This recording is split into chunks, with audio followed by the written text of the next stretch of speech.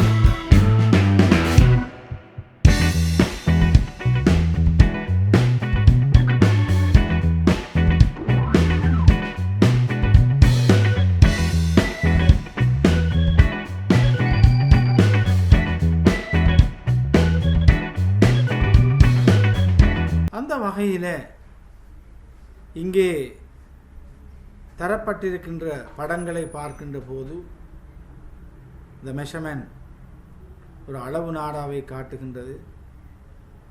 ஒரு லென்த், நீளத்தை அளப்பதை காட்டுகின்றது. கீழே உள்ள படம் 2 பேரும் சேர்ந்து ஒரு அளவீட்டிலே ஈடுபட்டு கொண்டிருக்கின்றார்கள். அதே போல இவாலுவேஷன் என்று சொல்லக்கூடிய மதிப்பீடு என்ற விடயத்தை பார்க்கும்போது ஒரு விடயத்தை நாங்கள் மதிப்பீடு செய்து அவற்றுக்கான ஒரு அளவுகோலை நாங்கள் இடுகின்ற போது excellent, very good, good, average, poor என்று நாங்கள் மதிப்பீடு செய்யலாம்.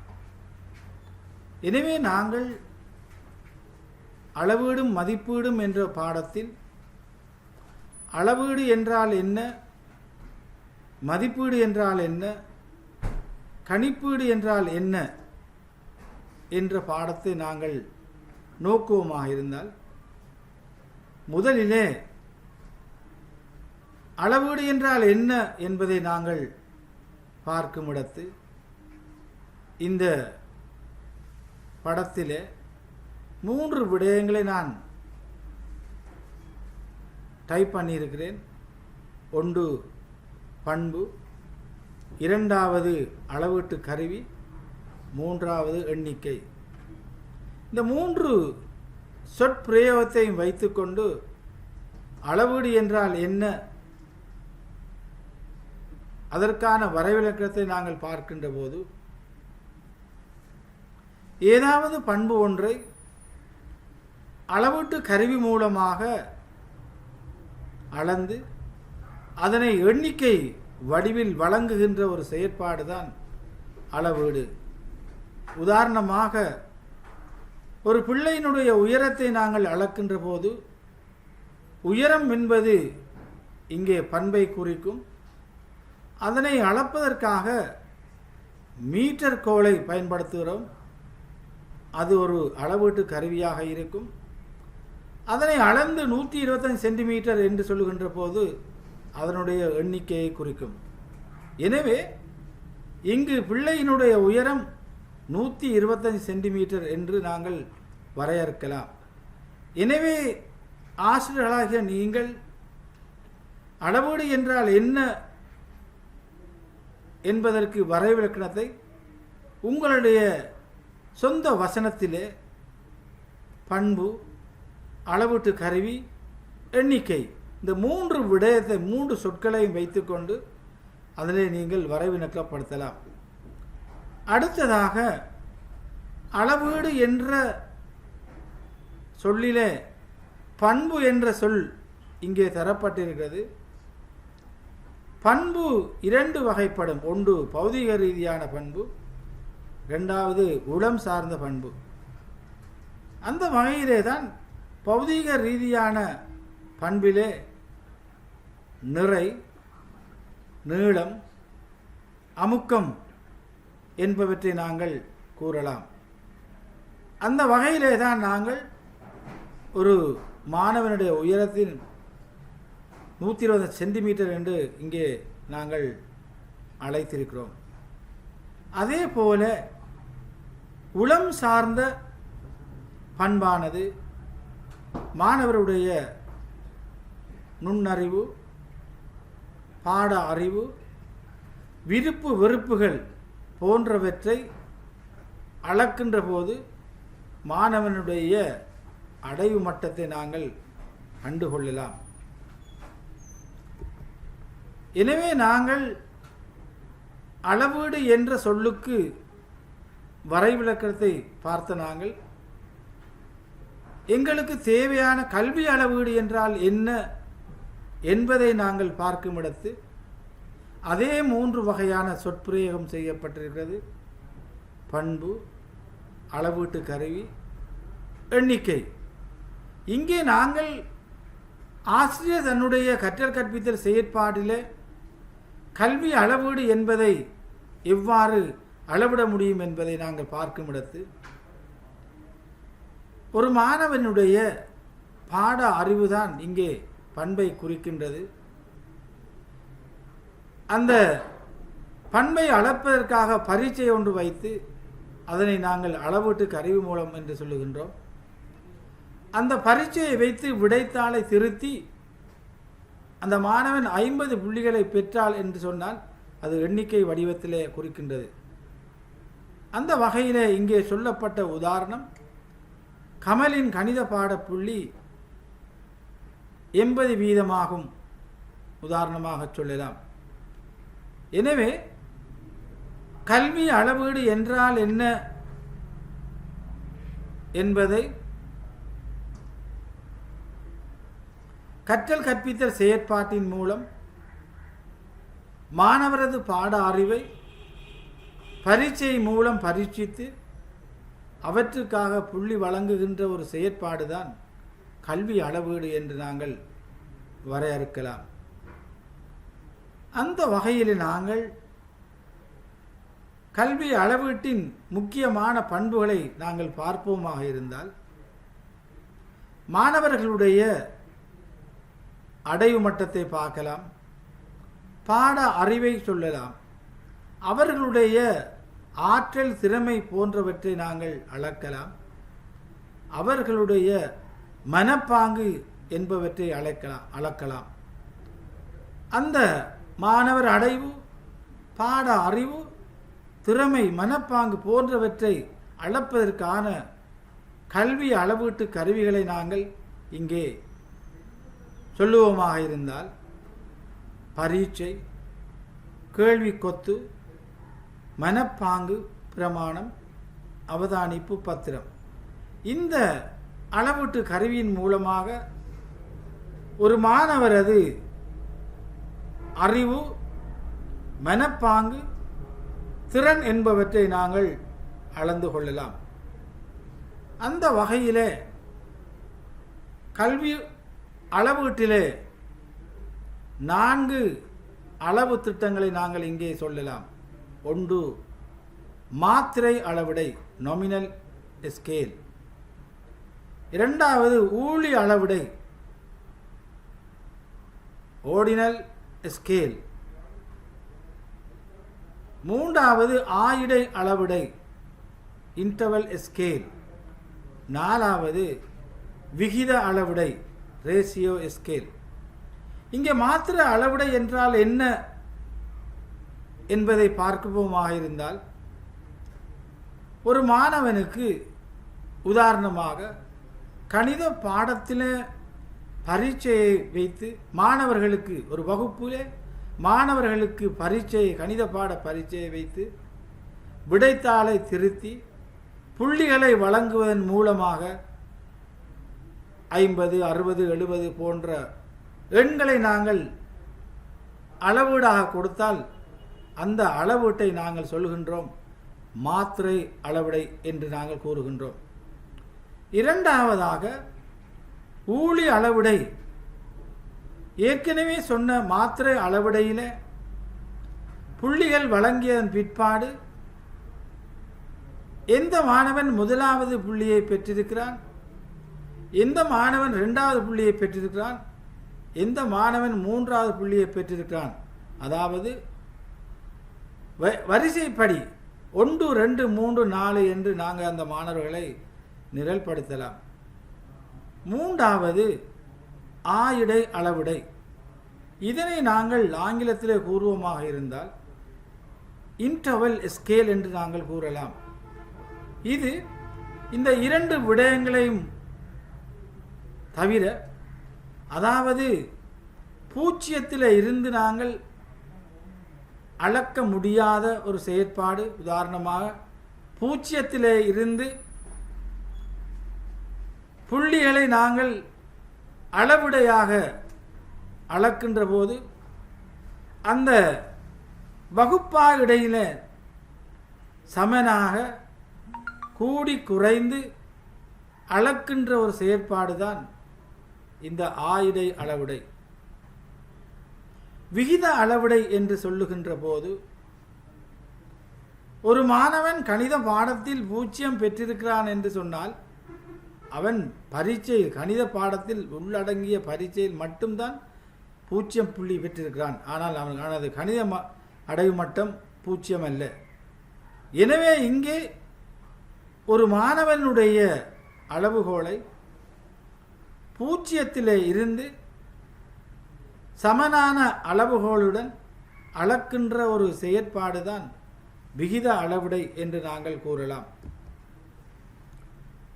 இப்பொழுது நாங்கள் அளவீடு, கல்வி அளவீட்டில் உள்ள அளக்கப்பட வேண்டிய விடயங்கள் என்பவற்றை பார்த்து நாங்கள் இரண்டாவது விடயமாக மதிப்பீடு என்ற சொல்லை நாங்கள் பார்க்கின்ற போது ஏதாவது ஒரு செயற்பாட்டின் வெற்றியை தீர்மானிக்கும் முறையான செயலொழுங்கு மதிப்பீடு எனப்படும். இங்கே நாங்கள் மாணவர்களுக்கு வழங்குகின்ற அந்த புள்ளியில் இருந்து மாணவர்களுடைய வெற்றியை சித்தி அடைந்து கொள்பவர் யார், சித்தி அடைய தவறியவர் யார் என்று தீர்மானிக்கின்ற ஒரு செயற்பாடுதான் மதிப்பீடு எனப்படும். அந்த மதிப்பீட்டை நாங்கள் 2 வகையாக பிரிக்கலாம். ஒன்று, ஒரு செயற்பாட்டின் சார்பில் பெற்றுக்கொண்ட பெறுபேற்றை செயற்பாட்டின் குறிக்கோளுடன் ஒப்பிடல். அதாவது ஆசிரியர் தன்னுடைய கற்றல் கற்பித்தல் செயற்பாடுகளிலே குறிக்கோள்களை எழுதி அந்த குறிக்கோள்கள் அடையப்பட்டுள்ளதா என்பதை ஒப்பிட்டு பார்க்கின்ற ஒரு செயற்பாடு மதிப்பீடு ஆகும். உதாரணமாக எக்ஸ் என்பவன் வருட இறுதி பரீட்சையில் 100 புள்ளிகளை பெற்றான் என்றால் அவன் விடயதானத்தில் இருக்கின்ற குறிக்கோள் அனைத்தையும் பெற்றுள்ளான் என்பதை நாங்கள் இங்கே சொல்லலாம். இரண்டாவது விடயமாக ஒரு செயற்பாட்டின் சார்பில் பெற்றுக்கொண்ட பெறுபேற்றை வேறு வெளி அளவுகளுடன் ஒப்பிடல். உதாரணமாக பரீட்சையில் பாடசாலை ஒன்றில் வகுப்பு ஒன்றில் மாணவர்களின் கணித பாட சராசரி 75% ஆகும். அதே நேரத்தில் ஏனைய பாடசாலைகள் அவர்களுடைய புள்ளிகளை வலயத்தின் சார்பாக பார்க்கின்ற போது அவற்றினுடைய சராசரி 45% ஆகும். எனவே வகுப்பு மாணவர்களின் கணித பாட சராசரி வலய கணித பாட சராசரியிலும் பார்க்க 30% கூடுதலாக வகுப்பு மாணவர்கள் பெற்றிருக்கிறார்கள் என்பதை நாங்கள் ஒப்பிட்டு பார்க்கலாம். அதே போல மதிப்பீடு என்பதை நாங்கள் இங்கே 2 வகையாக எழுதப்பட்டாலும் 4 வகையாக நாங்கள் கூறலாம். அதில் ஒன்று இறுதி மதிப்பீடு, சம்மேட்டிவ் வேல்யூவேஷன். உதாரணமாக ஜிசி ஓலெவல், ஏலெவல், 1ஆம் தவணை பரீட்சை, 2ஆம் தவணை பரீட்சை, 3ஆம் தவணை பரீட்சை, ஸ்காலர்ஷிப் பரீட்சை என்று கூறலாம். இங்கே ஜிசி ஓலெவல் என்கின்ற போது தரம் 10, 11 ஆகிய பாடத்திட்டத்தை முடித்து எல்லாவற்றையும் பாட அலகுகளை ஒன்றாக சேர்த்து இறுதியிலே வைக்கின்ற ஒரு மதிப்பீடு தான் இறுதி மதிப்பீடு என்று நாங்கள் கூறலாம். அதே போல ஏலெவல் பரீட்சை, 1ஆம் தவணை பரீட்சை, 2ஆம் தவணை பரீட்சை, 3ஆம் தவணை பரீட்சை, ஸ்காலர்ஷிப் பரீட்சை என்பவற்றை நாங்கள் இறுதி மதிப்பீடாக உதாரணமாக சொல்லலாம். இரண்டாவதாக இடையீட்டு மதிப்பீடு, ஃபார்மேட்டிவ் வேல்யூவேஷன். ஆசிரியர் தன்னுடைய கற்பித்தல் செயற்பாடுகளிலே வகுப்பறையிலே செய்கின்ற போது இடக்கிடையே மாணவர்கள் மத்தியிலே வினாக்களை தொடுத்து அவர்களை மதிப்பீடு செய்கின்ற ஒரு செயற்பாடு தான் இடையீட்டு மதிப்பீடு என்று நாங்கள் இங்கே வரையறுக்கலாம். உதாரணமாக பாடசாலை மட்ட கணிப்பீட்டை நாங்கள் இங்கே உதாரணமாக கூறலாம். மூன்றாவதாக பெர்ஃபார்மன்ஸ் இவாலுவேஷன். மாணவர்களுடைய தரப்படுத்துவதற்காக அதிலும் விசேடமாக யூனிவர்சிட்டியிலே பல்கலைக்கழகத்திலே ஆங்கில பாடத்தை கற்பிப்பதற்காக மாணவர்களுக்காக தரப்படுத்துவதற்காக வழங்குகின்ற ஒரு மதிப்பீடு பெர்ஃபார்மன்ஸ் இவாலுவேஷன் என்று நாங்கள் கூறலாம். நான்காவதாக டயக்னோஸ்டிக் டெஸ்ட் அல்லது டயக்னோஸ்டிக் இவாலுவேஷன் ஆய்ந்தறி மதிப்பீடு. இது மிக முக்கியமான ஒரு மதிப்பீடு. ஆசிரியர் தன்னுடைய கற்றல் கற்பித்தல் செயற்பாடுகள் முடிவடைந்த பிற்பாடு மாணவர்களுடைய அடைவு மட்டம் எவ்வாறு இருக்கிறது என்பதற்காக கற்றல் கற்பித்தல் செயற்பாடு செய்யப்பட்ட ஒவ்வொரு விடயத்திலும் 3 அல்லது 3க்கு மேற்பட்ட பயிற்சிகளை கொடுத்து அவர்களுடைய பெறுபேற்றை அறிந்து எந்த இடத்திலே மாணவர்கள் தவறு விடுகிறார்கள் என்பதை அறிந்து அவற்றுக்காக ஒரு பரிகார கற்பித்தல் செய்கின்ற ஒரு மதிப்பீடு இந்த ஆய்ந்தறி மதிப்பீடு என்று நாங்கள் சொல்லலாம். உதாரணமாக ஒரு டாக்டர் ஒருவர் தன் நோயாளியினுடைய நோயை பரீட்சிப்பதற்காக மதிப்பீடு செய்வதற்காக எம்எல்டி மெடிக்கல் லெபார்டரி டெக்னீஷியனிடம் அனுப்பி பிளட்டை சோதித்து அதில் அளவீட்டை அறிந்து அளந்து இந்த எம்எல்டி அதில் பெருமானங்களை விட்டு டாக்டருக்கு அனுப்புவார்கள். அந்த டாக்டர் அந்த எண் பெருமானத்தில் இருந்து இவருக்கு என்ன நோய் என்பதை அறிந்து அதற்கான ஒரு டிசைன், அதற்கான ஒரு மருந்தை உரிய நேரத்தில் வழங்குவதற்காக அந்த டாக்டர் செய்வார். அதே போலதான் இந்த ஆசிரியரும் தனது கற்றல் கற்பித்தல் செயற்பாடுகளிலே மாணவர்கள் எந்த இடத்திலே அவர்கள் பின்தங்கி காணப்படுகிறார்கள் என்பதை அறிவதற்காக இந்த ஆய்ந்தறி பரீட்சைகள் நடத்தப்படுகிறது. அந்த பரீட்சையிலிருந்து மாணவர்களை ஒரு மட்டத்துக்கு கொண்டு செல்வதற்காக செய்கின்ற ஒரு மதிப்பீடு தான் இந்த ஆய்ந்தறி மதிப்பீடு. இன்னொரு வகையிலே மதிப்பீட்டை நாங்கள் நியதிசார் மதிப்பீடு, நியமம் சார் மதிப்பீடு, முன்னடைவு மதிப்பீடு என்று நாங்கள் இங்கே வரையறுக்கலாம். நியதிசார் மதிப்பீடு அது criteria of assessment and evaluation என்று சொல்லுகின்ற பாடசாலை மட்ட கணிப்பீட்டை நாங்கள் இங்கே வரையறுக்கலாம். நியமம் சார் மதிப்பீடு என்பது ஏற்கனவே சொன்னது போல GC O level, A level, முதலாம் தவணை பரீட்சை, 2ஆம் தவணை பரீட்சை, 3ஆம் தவணை பரீட்சை, ஸ்காலர்ஷிப் பரீட்சை என்பதை சொல்லலாம். மூன்றாவது முன்னடைவு பிளேஸ்மெண்ட் டெஸ்ட், மாணவர்களுடைய அடைவை தரப்படுத்துவதற்காக பரீட்சை வைக்கின்ற அந்த ஒரு மதிப்பீடு தான் முன் அடைவு மதிப்பீடு என்று நாங்கள் கூறலாம். அடுத்ததாக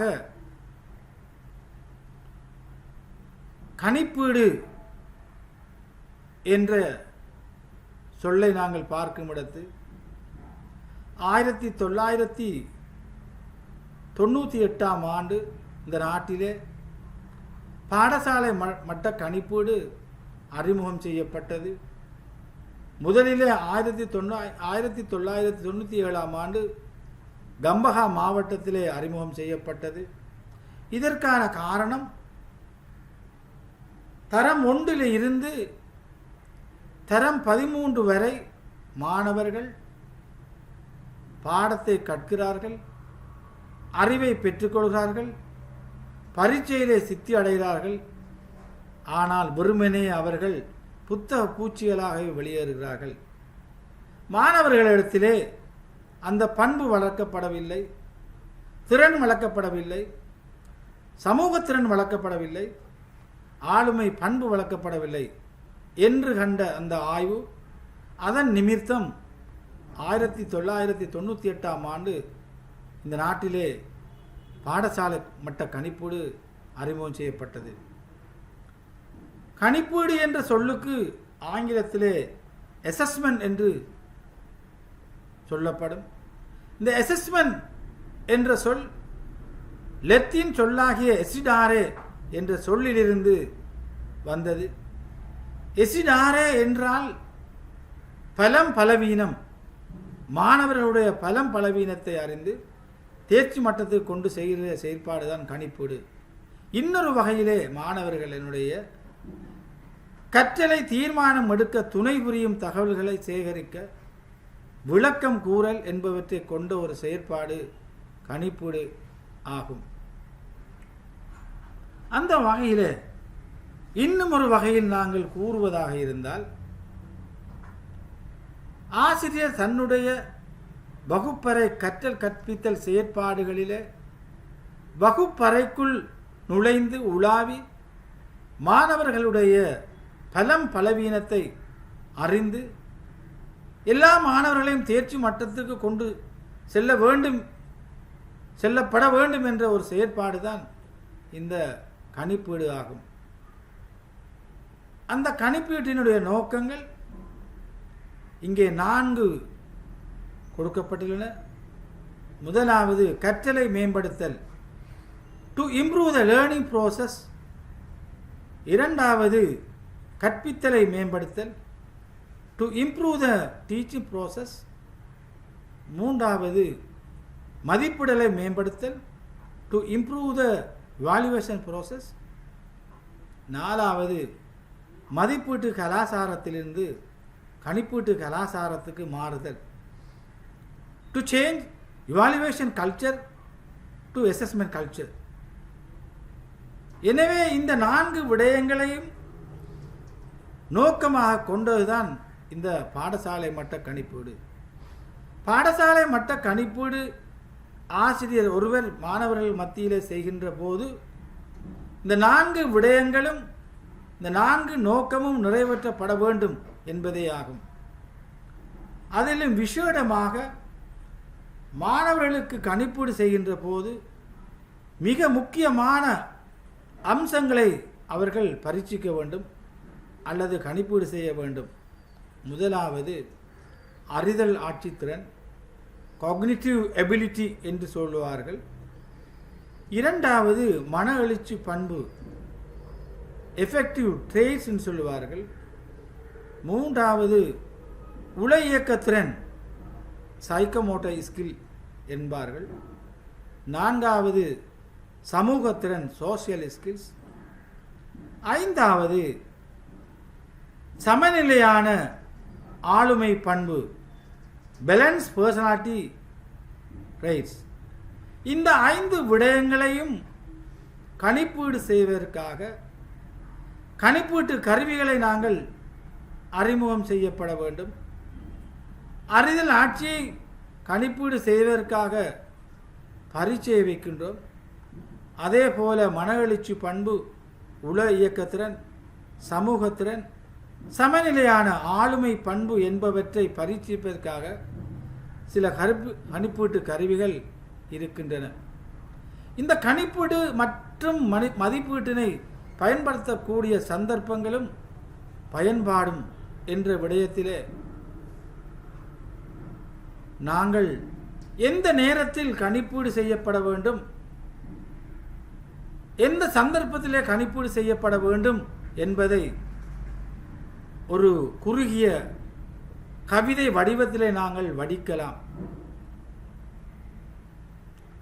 கிரணங்களை பொழியும் போதும் கதிரோனும் அழகுதான், மலையிடையே மறையும் போது முழு மதியும் அழகுதான்,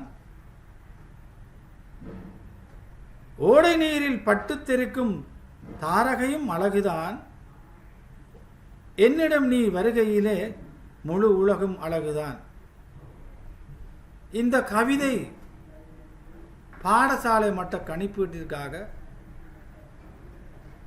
நான் ஒரு கிழக்கு மாகாண வளவாளர் என்ற வகையில் பாடசாலை மட்ட கணிப்பீட்டை அறிமுகம் செய்கின்ற போது தமிழ் மொழி மூலமான வளவாளர்கள் ஒன்று சேர்த்து எழுதிய ஒரு கவிதை. அதாவது, கிரணங்களை பொழியும் போது கதிரோனும் அழகுதான் என்ற வசனத்தை நாங்கள் பார்க்கின்ற போது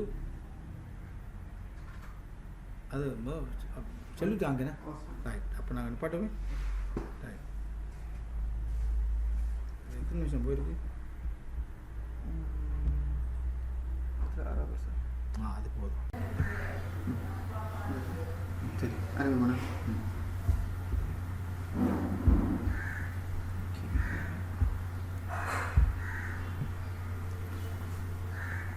அனைவருக்கும் அஸ்ஸலாமு அலைக்கும், வணக்கம்.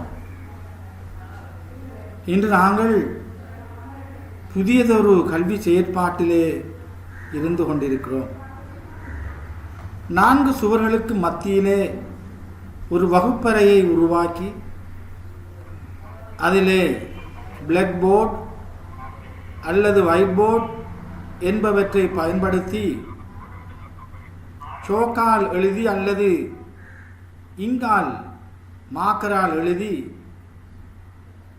கற்றல் கற்பித்தல் செயற்பாடுகளை செய்த நாங்கள் இப்பொழுது எங்களுடைய கற்றல் செயற்பாட்டினுடைய கற்பித்தல் முறைகளை மாற்றி கால சூழ்நிலைக்கு ஏற்ற விதத்திலே கொரோனா COVID-19 போன்ற நோயிலே இருந்து தடுப்பதற்காக எங்களுடைய கற்றல் கற்பித்தல் செயற்பாடுகளை கற்பித்தல் முறைகளை நாங்கள் மாற்றி ஆன்லைன் ஜூம் டிஸ்டன்ஸ் எஜுகேஷன் என்று சொல்லக்கூடிய அளவுக்கு இப்பொழுது நாங்கள் கற்றல் கற்பித்தல் செயற்பாடுகளை செய்து கொண்டிருக்கிறோம், கற்றுக்கொண்டிருக்கிறோம், கற்பித்துக் கொண்டிருக்கிறோம்.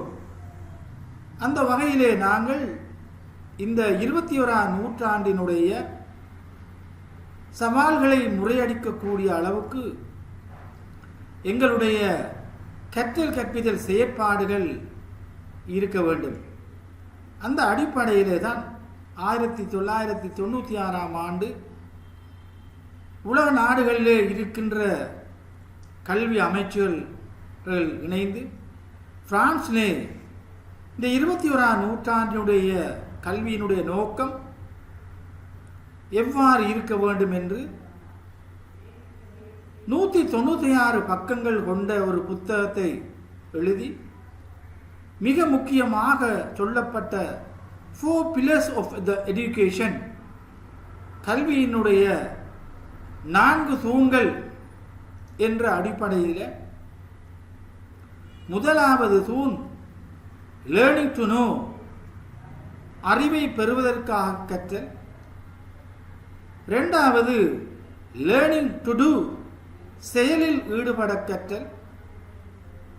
மூன்றாவது லேர்னிங் டு லிவ் டுகெதர், ஏனையோருடன் வாழ கற்றல். நாலாவது லேர்னிங் டு பி, தான் வாழ கற்றல். இந்த 4 நோக்கங்களை மையமாக கொண்டதுதான் இந்த 21ஆம் நூற்றாண்டினுடைய கல்வியாகும். விசேடமாக சொல்ல போனால் 2015ஆம் ஆண்டுக்கு பிறகு எங்களுடைய கலை திட்டம் காம்பிடன்ஸ் பேஸ்ட் எஜுகேஷன் என்று சொல்லக்கூடிய தேர்ச்சியை மையமாக கொண்ட ஒரு கல்வி திட்டம்தான் இப்பொழுது வழங்கிக் கொண்டிருக்கின்ற கல்வி திட்டமாகும். அந்த அடிப்படையிலே தான் கணிப்பீடு என்று சொல்லும் அந்த தேர்ச்சியை மையமாக கொண்ட கல்வி திட்டமாகும். வாட் இஸ் காம்பிடன்ஸ், தேர்ச்சி என்றால் என்ன என்று நாங்கள் விடை காணுவோமாக இருந்தால், competence is life long practice. தேர்ச்சி என்பது ஒரு நீண்ட கால வாழ்க்கைக்கு உரிய ஒரு பயிற்சியாகும். அந்த வகையிலே தான் ஆசிரியர்களாகிய நாங்கள் ஒரு தேர்ச்சியை மையமாக கொண்ட காம்பிடன்ட் டீச்சராக மாற வேண்டும் என்பதற்காக வேண்டித்தான் பட்டதாரி ஆசிரியராகிய நாங்கள் இப்பொழுது நாங்கள் பயிற்சியை பெற்றுக் கொண்டிருக்கிறோம். அந்த பயிற்சியை தேசிய கல்வி நிர்வாகம் கொடுத்து கொண்டிருக்கிறது.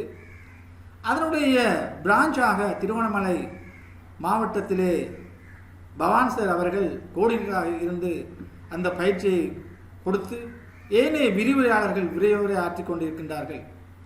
அந்த வகையிலே தான் நாங்கள் இப்பொழுது எங்களுடைய கோஆர்டினேட்டர் பவான் சார் அவர்கள் கூறியது போல சென்ற வாரம் ஒரு கூட்டத்தை கூட்டி ஆசிரியர் மாணவர்களாகிய உங்களுக்கு ஜூம் மூலமாக கற்பித்தல் செய்ய வேண்டும் என்று எங்களை பணித்ததற்காக அவருக்கு நான் இந்த சந்தர்ப்பத்திலே நன்றி கூட கடமைப்பட்டிருக்கின்றேன். அந்த வகையிலே தான் நாங்கள் இப்பொழுது ஜூமில் இந்த வகுப்பை செய்து கொண்டிருக்கின்றோம். எங்களுடைய டீச்சிங் லேர்னிங் ப்ரோசஸை நாங்கள் செய்து கொண்டிருக்கின்றோம். அந்த வகையில் நாங்கள் கணிப்பீடு மற்றும் மதிப்பீட்டினை பயன்படுத்தக்கூடிய சந்தர்ப்பங்களும் பயன்பாடும் என்ற ஒரு தலைப்பில் இந்த கணிப்பீடு மாணவர்கள் மத்தியிலே எந்த சந்தர்ப்பத்திலே செய்யப்பட வேண்டும், அதனுடைய பயன்பாடு என்ன என்பதை நாங்கள் இந்த கவிதை மூலமாக நாங்கள் பார்த்து கொள்ளலாம். இந்த கவிதையினுடைய விளக்கம், ஒரு விடயத்தை இரண்டு பேர் ஒரே மாதிரி கிரகிக்க முடியாது என்ற அந்த அடிப்படையில் ஒவ்வொருத்தரும் ஒவ்வொரு விதமாக சிந்தித்திருப்பீர்கள், கிரகித்திருப்பீர்கள். இருந்தாலும் என்னுடைய கிரகித்தலுக்கு ஏற்ப இந்த கவிதைக்கு நான் ஒரு அர்த்தத்தை வழங்கலாம் என்று நான் நினைக்கின்றேன். கிரணங்களை பொழியும் போது கதிரோனும் அழகுதான். சூரியன் தன்னுடைய கதிர்களை அதிகாலையிலே பரப்புகின்ற போதுதான் அழகாக இருக்கும். ஒரு மத்தியான வேளையிலேயோ அல்லது பின்னேரங்களிலேயோ அந்த சூரியன் தன்னுடைய கதிர்களை பரப்புகின்ற போது அழகாக இருந்தாலும் மிக அழகாக அதிகாலையிலே உதிக்கின்ற போது பரப்புகின்ற போதுதான் இந்த சூரியனுடைய கதிர் அழகாக இருக்கும். மலையிடையே மறையும் போது முழு மதியும் அழகுதான். மலையிடையே மறையும் போது முழு மதியும் அழகுதான். சந்திரன் மறையும் போது, அதாவது மலைக்கு இடையே மறைகின்ற போது நாங்கள் அந்த காட்சியை பார்த்தால் மிகவும் அழகாக இருக்கும்.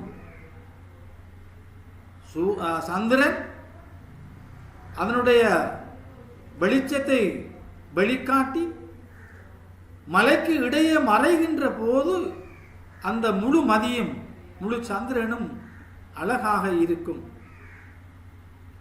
ஓடை நீரில் பட்டு தெருக்கும் தாரகையும் அழகுதான். ஓடை நீரில் பட்டு தெருக்கும் தாரகையும் அழகுதான். எங்களுக்கு தெரியும், ஓடையிலே, குளத்திலே அல்லது ஆற்றிலே, ஓடையிலே தண்ணீர் ஓடிக்கொண்டிருக்கும், அழகாக ஓடிக்கொண்டிருக்கும். அது எப்பொழுது அழகாக இருக்கும் என்று சொன்னால், மாலை சூரியன் மறைகின்ற போது, அந்த எங்களுடைய பாசையிலே சொல்லுவார்கள் செக்கல் டைம் என்று சொல்லுவார்கள். அந்த மறைகின்ற போது அந்த நேரத்திலே தண்ணீர் தாரகையாக நட்சத்திரம் போல் அதை காட்சி அளிக்கும். அப்பொழுதுதான் அந்த ஓடையிலே நீர் ஓடுகின்ற போது அழகாக இருக்கும். என்னிடம் நீ வருகையிலே முழு உலகம் அழகுதான்.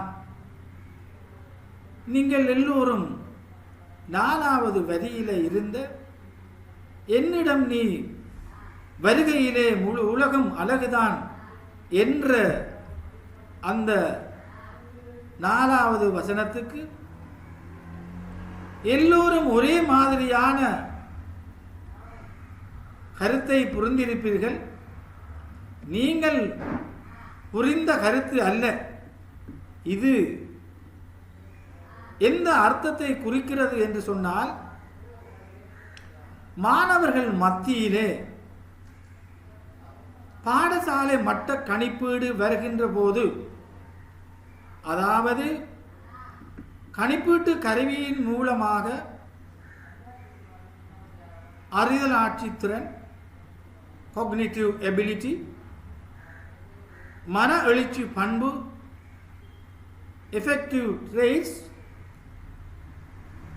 உள இயக்க திறன், psychomotor skills,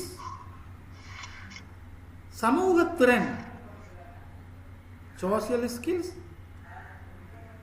சமநிலையான ஆளுமை பண்பு, பேலன்ஸ் பர்சனாலிட்டி ரைட்ஸ், இந்த 5 விடயங்களையும் கணிப்பீட்டு கருவியின் மூலமாக செய்வதால் மாணவர்கள் அனைவரும் இந்த உலகத்திலே சமநிலையான ஒரு ஆளுமை உள்ள சமூகமாக மாறும். சமநிலையான ஆளுமை சமூகம் வருகின்ற போது உலகத்திலே எந்த ஒரு பிரச்சனையும் இருக்காது. எனவே உலகம் அழகாக இருக்கும். மாணவர்களுடைய லீடர்ஷிப், தலைமைத்துவம் அழகாக இருக்கும். இந்த 5 பண்புகளையும் திறனையும் அளக்கின்ற ஒரு கருவியாக நாங்கள் இந்த கணிப்பீட்டு கருவியை நாங்கள் பார்க்கலாம். அந்த வகையிலே கணிப்பீட்டு கருவிகளாக பாடசாலை மட்டத்திலே புதிய புதிய கணிப்பீட்டு கருவிகளை நாங்கள்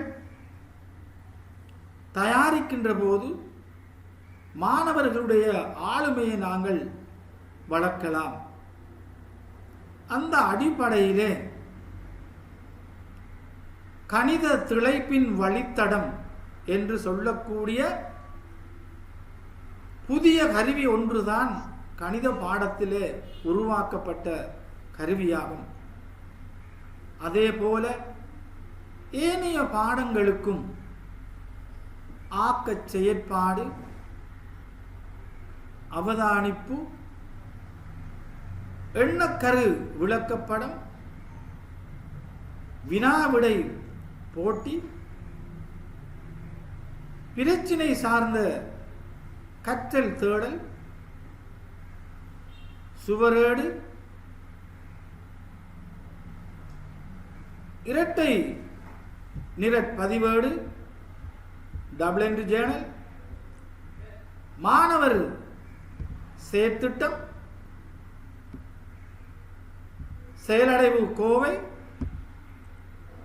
குழு கலந்துரையாடல், ஒப்படை, பல்விடய ஒப்படை என்று நாங்கள் A to Z வரைக்கும் நாங்கள் கணிப்பீட்டு கருவிகளை பயன்படுத்துவதன் மூலமாக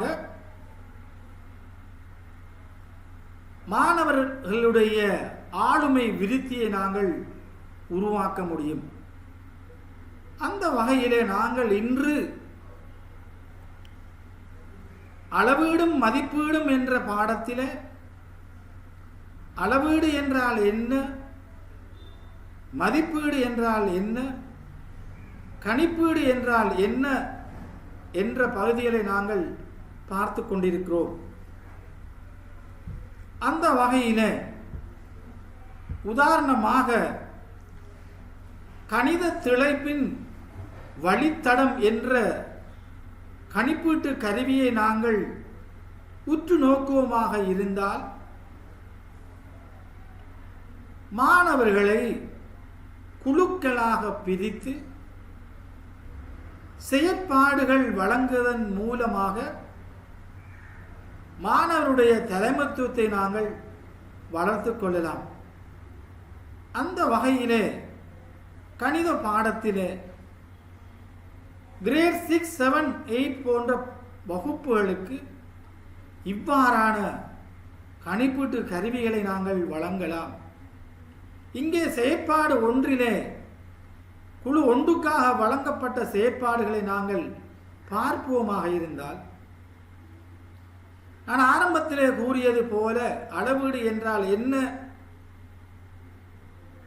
ஒரு பண்பு ஒன்றை அளவீட்டு கருவியால் அளந்து எண்ணிக்கை வடிவில் வழங்குகின்ற ஒரு செயற்பாடு அளவீடு என்று சொன்னோம். அந்த அளவீட்டை நாங்கள் பிராக்டிக்கலாக பார்க்கின்ற போது இங்கே முதலாவது செயற்பாடு ஒரு வீட்டினுடைய நிலையின் உயரத்தையும் அகலத்தையும் மாணவர்களுக்கு மீட்டர் கோலை கொடுத்து அளக்க வைக்கலாம். இரண்டாவதாக வளர்ந்த ஒருவரின் உயரத்தை அந்த மீட்டர் கோலால் அளக்க வைக்கலாம். மீண்டும் மூன்றாவதாக வளர்ந்த ஒருவரின் தோளின் அகலத்தை அளக்க. நாலாவது நிலையின் உயரத்தையும் வளர்ந்தவரின் உயரத்தையும் ஒப்பிடுக. ஏற்கனவே முதலாவது சொன்ன நிலையின் உயரத்தை அளக்கச் சொன்ன நாங்கள் அவருடைய வளர்ந்த ஒருவரின் உயரத்தையும் அளக்கச் சொன்ன நாங்கள் இரண்டையும் ஒப்பிட்டு பார்க்க மாணவர்களிடத்திலே பணியை நாங்கள் வழங்க வேண்டும். ஐந்தாவதாக தோளின் அகலத்தையும் நிலையின் அகலத்தையும் மாணவர்களுக்கு ஒப்பிட செய்க. இந்த 5 செயற்பாடுகளின் மூலமாக பெற்ற விடயத்தை இங்கே மேசன் ஒருவன் செய்த நிலையையும் அதனுடைய உயரத்தையும் அகலத்தையும் அளக்கச் சொன்னதற்கான காரணம் தச்சனுக்கு சொல்ல வேண்டிய அறிவுரையை எழுதுக. சில நேரம் நிலையினுடைய உயரம் ஒரு சாதாரண மனிதனுடைய உயரத்தை விட குறைவாக இருந்தால் நிலையின் உயரத்தை இன்னும் உயர்த்த வேண்டும் என்று தச்சனுக்கு அறிவுரை வழங்கலாம். அதே போல அந்த நிலையினுடைய அகலம் ஒரு பருமன் கொண்ட ஒரு மனிதன் நிலையால் சொல்லுகின்ற போது அவர் இலேசாக போவதற்காக அந்த நிலையினுடைய அகலத்துக்கான அறிவுரையையும் நாங்கள் செய்யலாம். இந்த கணித திளைப்பின் வழித்தடம் என்ற அந்த கணிப்பீட்டு கருவியில இங்கே நாங்கள் மாணவர்களுக்கு அளக்கின்ற அந்த திறனையும் நுட்பத்தையும் தச்சனுக்கு சொல்ல வேண்டிய அறிவுரையும் சொல்வதன் மூலமாக அங்கே மாணவனுடைய ஸ்கில்லை நாங்கள் வளர்க்க முடியும்.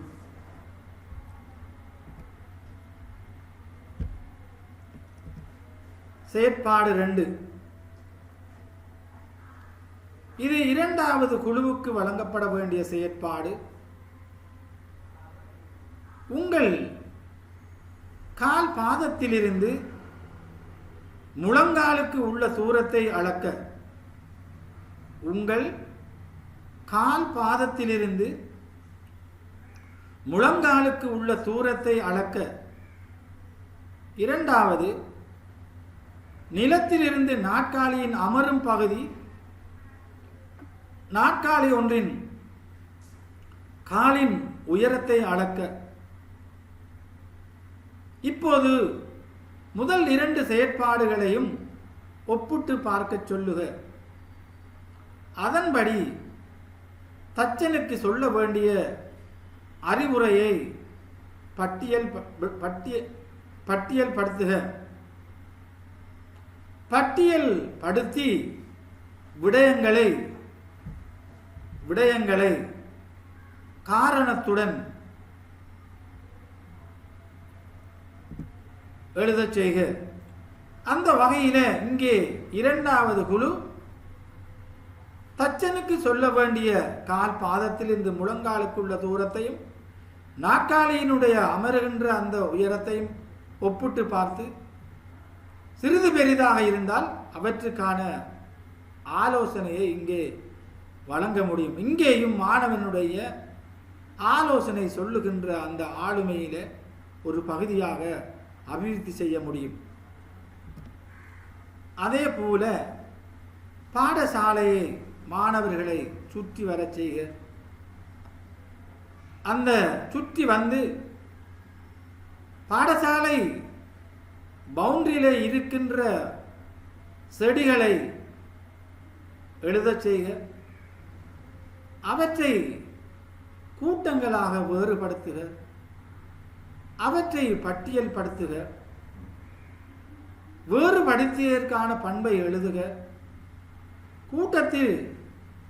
கூட்டத்துக்கு பொருத்தமான பெயரை எழுதுக.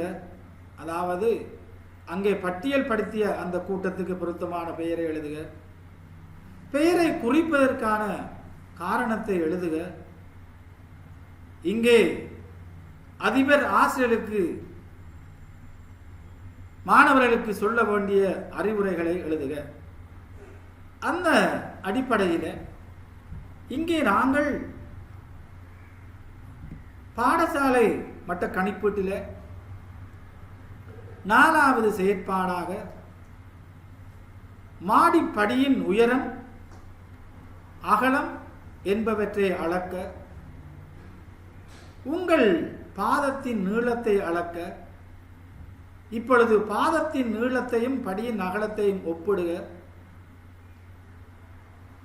சாதாரண மனிதன் ஒருவரின் பாதத்தை நீளத்தை அளக்க, அதனையும் படியின் அகலத்தையும் ஒப்பிடுக. மேசனுக்கு சொல்ல வேண்டிய அறிவுரையை பட்டியல் விளக்குக. இன்று நாங்கள் பார்க்கின்றோம், மாடிப்படியினுடைய உயரம் அகலம் ஒரு அளவுகோலாக அளவீடாக அளக்காமல் அவருடைய கண் பார்வைக்கு அளந்து நாங்கள் அங்கே செல்வது நடப்பது கஷ்டமாக இருக்கின்றது. எனவே மாடிப்படியினுடைய உயரம் அகலம்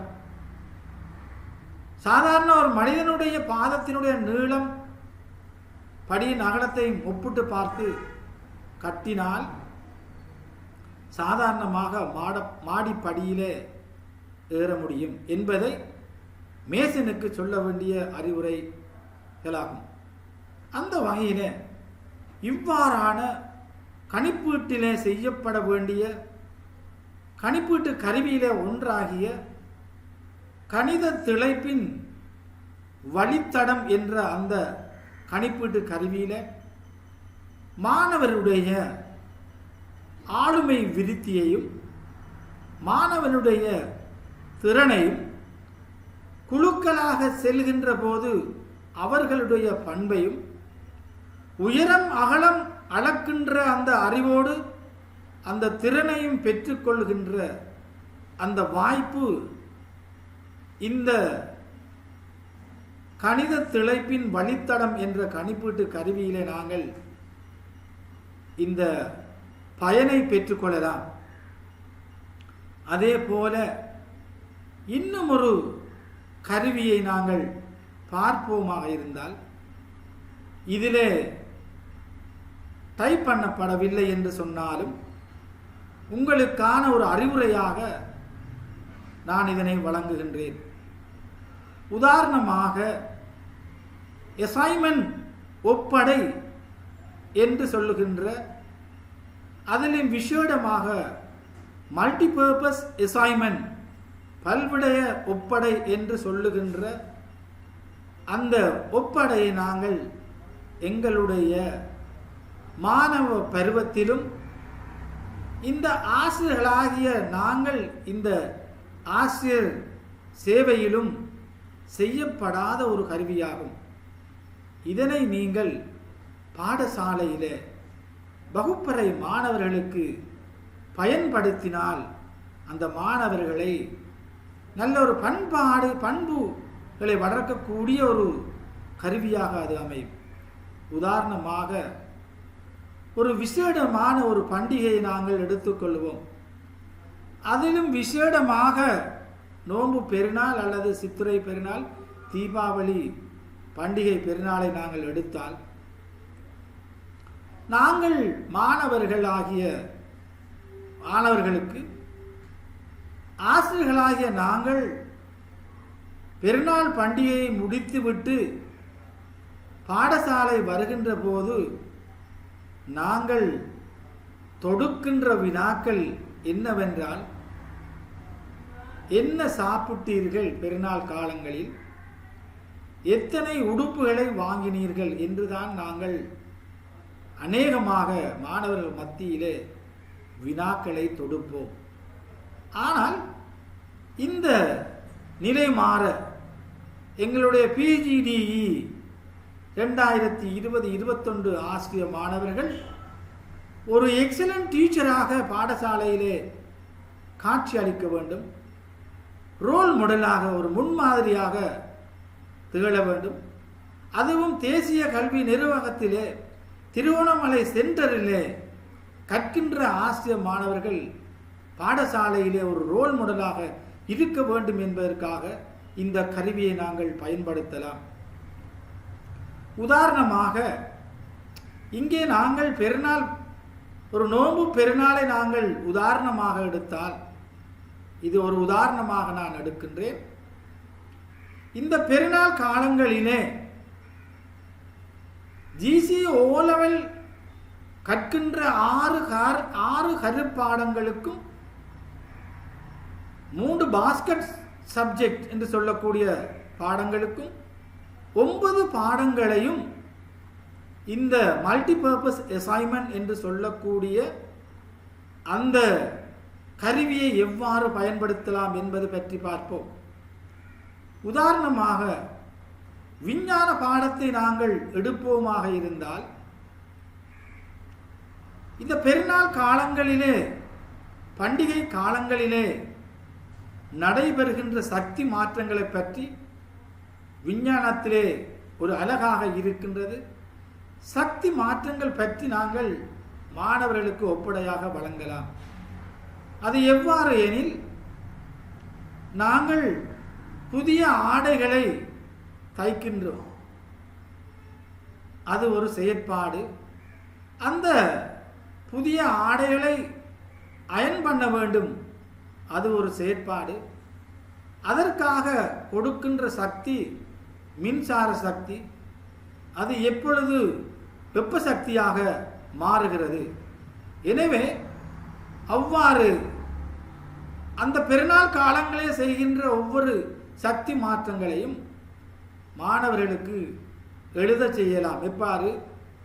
செயற்பாடு உண்டு, என்ன சக்தி வழங்கப்படுகிறது, என்ன சக்தி மாற்றம் பெறுகிறது என்று 3 குலமாக பெருநாள் காலங்களிலே செய்கின்ற அந்த சக்தி மாற்றங்களை பட்டியல் படுத்துவதற்கு ஒரு குழுவுக்கு நாங்கள் வழங்கலாம். இரண்டாவது குழுவுக்கு இந்த பெருநாள் காலங்களிலே நடைபெறுகின்ற நிகழ்ச்சிகளை தமிழ் பாடத்திலே, தமிழ் மொழியும் இலக்கியம் என்ற பாடத்திலே இந்த பெருநாளை வர்ணித்து ஒரு கவிதையை எழுதச் சொல்வதற்காக நாங்கள் பணிக்கலாம். இது தமிழ் பாடத்திலே ஒரு கவிதை எழுதுகின்ற ஒரு ஆற்றலை குறிக்கும். மூன்றாவது, இந்த பெருநாள் காலங்களிலே செய்கின்ற சமய வழிபாடுகளை பற்றி ஒவ்வொன்றாக எழுதச் சொல்லுக. பள்ளிவாசலுக்கு செல்லுதல், அங்கே வணங்குதல், இவ்வாறான செயற்பாடுகளை சமய பாடத்துக்கு ஏற்ற விதத்திலே அந்த ஒப்படையை வழங்கலாம். மனையியல் பாடமாக இருந்தால் how to make a watalappam, ஒரு வட்டலாப்பம் எவ்வாறு தயாரிக்கின்ற அந்த செயற்பாடை, தேவையான பொருட்கள், செய்முறை போன்றவற்றை பட்டியல் படுத்தி மனையியல் பாடத்தை அங்கே உட்புகுத்தலாம். அதே போல ஆங்கில பாடம், இங்கிலீஷ் பாடத்தை நாங்கள் நோக்குவோமா இருந்தால் அந்த பெருநாள் காலங்களிலே பயன்படுத்திய உடைகளினுடைய பெயர்களை ட்ரௌசர்ஸ், சேட், அபாயா, சரம், ட்ரௌசர்ஸ் என்று சொல்லக்கூடிய அளவுக்கு அந்த உடைகளை ஆங்கிலத்தில் எழுதுவதற்கு பணிக்க வேண்டும். நாங்கள் அங்கே பெருநாள் காலங்களிலே உபயோகித்த ட்ரிங்க்ஸ் ஐட்டம், ஃபுட் ஐட்டம்ஸ் என்பவற்றையும் ஆங்கிலத்தால் எழுதச் செய்ய வைக்கலாம். அதே போல அங்கே பிறநாள் காலங்களிலே செய்த செயற்பாடுகளை ஒரு சில வசனங்கள் மூலமாக ஆங்கில பாடத்தை உட்புகுத்தலாம். அதே போல வரலாறு என்ற பாடத்திலே அந்த பெருநாள் காலங்களிலே எவ்வாறு டிரெக்ஷன் ஆஃப் த விண்ட், காற்றினுடைய திசை எவ்வாறு இருந்தது, வெதர் வானிலை எவ்வாறு இருந்தது, காலநிலை எவ்வாறு இருந்தது என்று வரலாறு பாடத்தை நாங்கள் அங்கே உட்புகுத்தலாம். இவ்வாறு எல்லா பாடங்களையும், இந்த 9 பாடங்களையும், ஒரு உடல் கல்வியும் சுகாதாரமும் என்ற பாடத்தை, பெருநாள் காலங்களிலே ஒரு விளையாட்டு மைதானம் 200 மீட்டர் மைதானம் அமைப்பதற்காக வேண்டி எவ்வாறு விளையாட்டு மைதானத்தை எவ்வாறு நாங்கள் உருவாக்கலாம், ஒரு 8-10 டீம்கள் ஃபுட்பால் மேட்சில் என்ன மாதிரி நொக் அவுட் மேட்ச் என்ற அந்த விவரத்தை நாங்கள் அங்கே காட்டலாம். கணித பாடத்தை எடுத்துக்கொண்டால் அந்த பெருநாள் காலங்களிலே இவ்வாறான செயற்பாடுகளுக்கு செலவழிக்கின்ற செலவுகளை ஒரு வரவு செலவாக பதியலாம். அந்த வகையிலே நாங்கள் இந்த கணிப்பீட்டு கருவியிலே இருக்கின்ற மல்டிபர்பஸ் அசைன்மெண்ட் என்று சொல்லுகின்ற அந்த கருவியை பயன்படுத்துவதன் மூலமாக மாணவனுடைய அறிவு, ஆற்றல், பண்பு, உள இயக்கத்திறன், சமூகத்திறன், சமநிலையான ஒரு ஆளுமை பண்பு என்பவற்றை நாங்கள் உருவாக்கலாம். அந்த வகையிலே நாங்கள் இவ்வளவு நேரமும் அளவீடு என்றால் என்ன, மதிப்பீடு என்றால் என்ன, கணிப்பீடு என்றால் என்ன, கல்வி அளவீடு என்றால் என்ன, கல்வி மதிப்பீடு என்றால் என்ன, கல்வி கணிப்பீடு என்றால் என்ன, அளவீட்டினுடைய வகைகள்,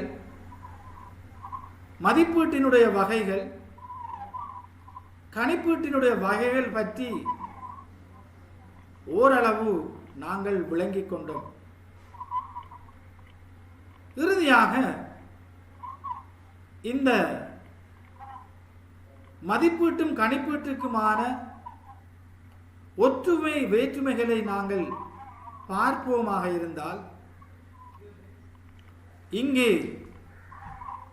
முதலாவதாக மதிப்பீடு என்ற அந்த நிரலிலே எழுதப்பட்ட விடயம் பரீட்சை சான்றிதழ், அதாவது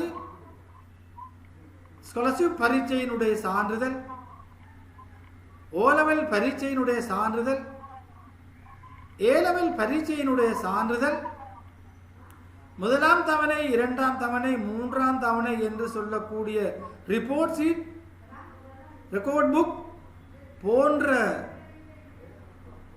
சான்றிதழ்களை வழங்குகின்ற ஒரு நிகழ்ச்சியாக மதிப்பீடு குறிக்கின்றது. ஆனால் இங்கே கணிப்பீடு ஆனது ஒரு சமநிலையான ஒரு ஆளுமை பண்பு உள்ள ஒரு மாணவனை உருவாக்குகின்றது. இன்று நாங்கள் பேசுகின்றோம், கதைக்கின்றோம், விஷன் இல்லை எழுதியிருக்கின்றோம், சமநிலையான ஒரு ஆளுமை சமூகத்தை உருவாக்குவோம் என்று சுவர்களிலே வகுப்பறைகளிலே எழுதியிருக்கின்றோம். அதனை நாங்கள் நிஜமாக பாடசாலையிலே சமநிலையான ஒரு ஆளுமை பண்பை உருவாக்குகின்றதாக இருக்கின்றது இந்த கணிப்பீடு. எனவே நாங்கள் வெறுமனே சான்றிதழ் வழங்குகின்ற ஒரு விடயமாக இல்லாமல் ஒரு சமநிலையான ஒரு ஆளுமை பண்பு உள்ள ஒரு சமூகத்தை உருவாக்குகிறது இந்த கணிப்பீடு. இரண்டாவது ஆக அறிதல் ஆட்சி திறன், காக்னிட்டிவ் எபிலிட்டி என்று சொல்லக்கூடியதாக இந்த மதிப்பீடு அமைகின்றது. மாணவன் ஒருவன் எந்த அளவுக்கு நினைவில் வைத்திருக்கின்றானோ அந்த அளவுக்கு தான் பரீட்சையில் அவன் சித்தி அடைய முடியும். அந்த விடயத்தை மட்டும்தான் இந்த அறிதல் ஆட்சி திறனாக இந்த மதிப்பீடிலே செய்யப்படுகிறது. மாணவனுடைய அறிவை மட்டும் சோதிக்கின்றதாகத்தான் இந்த மதிப்பீடு என்னும் செயற்பாடு இருக்கின்றது. ஆனால் கணிப்பீடானது அறிதல் ஆட்சி திறனை அளப்பதற்காக சில கணிப்பீட்டு கருவிகளை நாங்கள் பயன்படுத்துகின்ற போது, உதாரணமாக ஒரு ரிட்டன் டெஸ்ட், ஷார்ட் டெஸ்ட் என்று சொல்லக்கூடிய அந்த எழுத்து பரீட்சைகளை நாங்கள் வழங்குகின்ற போது மாணவனுடைய அறிதல் ஆட்சி திறனை நாங்கள் கணிக்கலாம். அதே போல இரண்டாவதாக மனவளர்ச்சி பண்பு, எஃபெக்டிவ் ட்ரேட்ஸ், சமநிலையான ஒரு ஆளுமை பண்பை வளர்க்கின்றதாக கருவிகள் அமைக்கப்பட வேண்டும். அதற்காக ஒப்சர்வேஷன் ஷெட்யூல், அவதானிப்பு பத்திரம், செக்லிஸ்ட், செவ்வை பார்த்தல் பட்டியல் என்று சொல்லக்கூடிய அந்த கணிப்பீட்டு கருவிகளை பயன்படுத்துகின்ற போது இந்த மாணவர்களுடைய மன எழுச்சி பண்பை நாங்கள் மதிப்பிடலாம், கணிப்பிடலாம். பாடசாலை சமூகத்திலே மாணவர்களை நாங்கள் நல்லதொரு சமூகமாக, நல்ல பண்பு உள்ள சமூகமாக நாங்கள் வளர்ப்பதாக இருந்தால் பாடசாலை மட்டத்திலே சிறந்ததொரு கணிப்பீட்டு கலாச்சாரத்தை நாங்கள் உருவாக்க வேண்டும். அதே போல உள இயக்கத்திறன் என்று சொல்லக்கூடிய சைக்கோமோட்டர் ஸ்கில்ஸ், அதனை வளர்ப்பதாக இருந்தால் ஒரு மாணவனை தாளத்துக்கு ஏற்ப, இசைக்கு ஏற்ப ஆடுகின்ற ஆற்றலை வளர்ப்பதாக இருந்தால் இங்கே அவற்றுக்கான கருவியை நாங்கள் பயன்படுத்த வேண்டும். அதே போல சமூகத்திறன் என்று சொல்லக்கூடிய குழுக்களாக செயற்பாடுகள் செய்கின்ற போது ஒரு குழுவினுடைய தலைவருக்கு கட்டுப்படுதல், அதே போல அந்த மற்றவருடைய கருத்தை ஏற்றுக்கொள்ளக்கூடிய அளவுக்கு அந்த கருவியை செய்வதன் மூலமாக சமூகத்திறனை வளர்க்கலாம். இறுதியாக ஆளுமை பண்பு, personality traits, balance personality traits, சமநிலையான ஆளுமை பண்பை வளர்ப்பதாக இருந்தால் மேலே சொன்ன அறிதல் ஆட்சி திறன், மன எழுச்சி பண்பு, உள இயக்கத்திறன், சமூகத்திறன் போன்றவற்றை வளர்ப்பதன் மூலமாக இந்த சமநிலை ஆளுமை பண்பை நாங்கள் வளர்த்து கொள்ளலாம். மூன்றாவதாக இங்கே மதிப்பீட்டிலே தரப்படுத்தல் என்ற அந்த செயற்பாட்டிலே உதாரணமாக O level, A level பரீட்சையிலே A, B, C, S, W என்று புள்ளிகளை வழங்குகின்ற போது 75 தொடக்கம் 75க்கு மேலே பெற்ற புள்ளிகளை வழங்கியவர்களுக்கு A சித்தியும், 65 தொடக்கம் 74 புள்ளி பெற்றவர்களுக்கு B சித்தியும், 50 புள்ளி தொடக்கம் 64 புள்ளி வரைக்கும் C சித்தியும், 35 தொடக்கம் 49 வரைக்கும் S சித்தியும், 35க்கு குறைவாக W என்ற சித்தியையும் நாங்கள் GC O level பரீட்சையிலே தரப்படுத்தலாம். ஆனால் இங்கே பாடசாலை மட்ட கணிப்பீட்டிலே தகமை திறன்களை செவ்வை பார்த்தல், அதாவது காம்பிடன்ஸ், தேர்ச்சி மட்டத்தை நாங்கள் பார்க்கின்றோம், குறிக்கோளுடன் ஒப்பிடுகின்றோம். வேறு மாணவர்களோடு ஒப்பிடாமல் அவர்களை அவர்களோடு ஒப்பிட்டு இந்த முறை எத்தனை மார்க்ஸ் எடுத்திருக்கிறோம், அடுத்த கணிப்பீட்டிலே நாங்கள் எத்தனை புள்ளிகள் பெற வேண்டும் என்பதை நாங்கள் அவருடன் ஒப்பிட்டு பார்க்கின்றோம். எல்லா மாணவர்களையும் தேர்ச்சி மட்டத்துக்கு மேலே கொண்டு செல்லுகின்ற ஒரு செயற்பாடாக இருக்கும். நான்காவதாக, இங்கே புள்ளிகளை ஒப்பிடுகின்ற மதிப்பிடுகின்ற விடயங்களை பார்க்கின்ற போது மாணவர்களை சராசரிக்கு மேலே எத்தனை மாணவர்கள் எடுத்திருக்கிறார்கள், சராசரியில் எத்தனை மாணவர்கள் பெற்றிருக்கிறார்கள், சராசரிக்கு கீழ் எத்தனை மாணவர்கள் பெற்றிருக்கிறார்கள் என்று மாணவரை ஒப்பிட்டு பார்க்கின்ற அந்த நிகழ்ச்சியை இங்கே பார்க்கலாம். ஆனால் இங்கே தேர்ச்சியை மையமாக கொண்டு தேர்ச்சி மட்டத்துக்கு தேவையான அவசியமான மட்டம் எது, இழிவான மட்டம் எது என்பதை நாங்கள் இங்கே பார்க்கின்றோம். அடுத்ததாக, ஐந்தாவதாக வரிசைப்படுத்துகின்றோம். இங்கே மாணவர்களை 1, 2, 3 என்று வரிசைப்படுத்துகின்றோம். 9A, 8A, 7A என்று நாங்கள் மாணவர்களை வரிசைப்படுத்துகின்றோம். இங்கே மாணவர்களுக்கு ஃபெசிலிட்டேட் உதவி செய்கின்றோம். அந்த வகையிலே நாங்கள் இந்த கணிப்பீடு மதிப்பீடு என்ற 2 விடயங்களுக்கும், ஆறாவதாக இங்கே நாங்கள் புள்ளிகளை வழங்குகின்றோம். பரீட்சையினுடைய வினாத்தாள்களை வழங்கி விடைத்தாள்களை திருத்தி அவற்றுக்கான criteria of assessment and evaluation என்பதை நாங்கள் எழுதி அவற்றுக்கான புள்ளிகளை வழங்குகின்றோம். ஆனால் இங்கே முடிந்தது என்ன, முடியாதது என்ன, அதாவது ஸ்ட்ரென்த் என்ன, வீக்னஸ் என்ன என்பதை நாங்கள் இங்கே காணக்கூடியதாக இருக்கும்.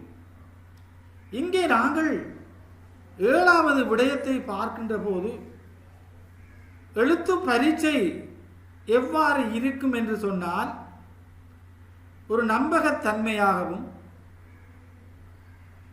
செல்லுபடியாகும் தன்மையையும் கொண்டிருக்கும், தகுதியாகவும் இருக்கும். இந்த எழுத்து பரீட்சைகள் பொதுவாக ஞாபகத்தில் இருக்கின்ற மாணவர்களுக்குத்தான் பொதுவாக எழுத்து பரீட்சை பொருந்தும். இந்த எழுத்து பரீட்சைகளை நாங்கள் ஆசிரியரால் ஆக்கப்பட்ட பரீட்சை என்று தலைப்பிலே எழுத்து பரீட்சை, செய்முறை பரீட்சை, வாய்மொழி மூல பரீட்சை என்று நாங்கள் வகுத்து, எழுத்து பரீட்சையை நாங்கள் புறவயச் சோதனை, அகவயச் சோதனை என்று நாங்கள் வழங்கி, அவ்வாறு இவ்வாறு நீண்டு கொண்டு போகும் அந்த பாடத்தை நாங்கள் இன்னும் ஒரு சந்தர்ப்பத்திலே எழுத்து பரீட்சை சம்பந்தமாக நாங்கள் வழங்குவோம். இங்கே எழுத்து பரீட்சையோடு நான் ஏற்கனவே சொன்ன ஒப்படை, செயற்றிட்டம், கணித திளைப்பின் வழித்தடம், அவதானிப்பு, எண்ணக்கரு விளக்கப்படம் என்று A to Z வரும் வரைக்கும் கணிப்பீட்டு கருவிகள் இருக்கின்றன. அது ஏற்கனவே சொன்ன அறிதல் ஆட்சி திறன், மன எழுச்சி பண்பு, உள இயக்கத்திறன், சமூகத்திறன், ஆளுமை பண்பை வளர்க்கின்ற ஒரு கருவியாக இங்கே கணிப்பீட்டு கருவியிலே நாங்கள் பயன்படுத்துகின்றோம். 8வதாக மதிப்பிடல், கற்றல், கற்பித்தல். கற்பித்தல் ஆசிரியர் தனது வகுப்பறையிலே செய்வார். மாணவர்கள் செவிமடுப்பார்கள், கற்றுக்கொள்வார்கள். மாணவர்களுக்கு எந்த அளவு அடைந்திருக்கிறது என்பதை ஆசிரியர் வாய்மொழி மூலமாகவும் குறுகிய எழுத்து சில வினாக்கள் மூலமாகவும் மதிப்பிடல் செய்வார். அங்கே டீச்சிங் லேர்னிங் ப்ரோசஸ் என்று சொல்லக்கூடிய நிகழ்வுகள் நடைபெறுகின்றன. இது ஒரு கற்பித்தல், கற்றல், மதிப்பிடல் என்றவாறு இயங்கும். ஆனால் இங்கே ஒரு முழுமையான செயல் ஒழுங்கு நடைபெறும். ஒரு கட்டத்திலே மதிப்பிடல் பெரிதாக இருக்கும், கற்றல் அதைவிட குறைவாக இருக்கும், கற்பித்தல் அதைவிட குறைவாக இருக்கும். இன்னும் ஒரு சந்தர்ப்பத்திலே கற்றல் கூடுதலாக இருக்கும், மதிப்பிடல் அதைவிட குறைவாக இருக்கும், கற்பித்தல் அதைவிட குறைவாக இருக்கும்.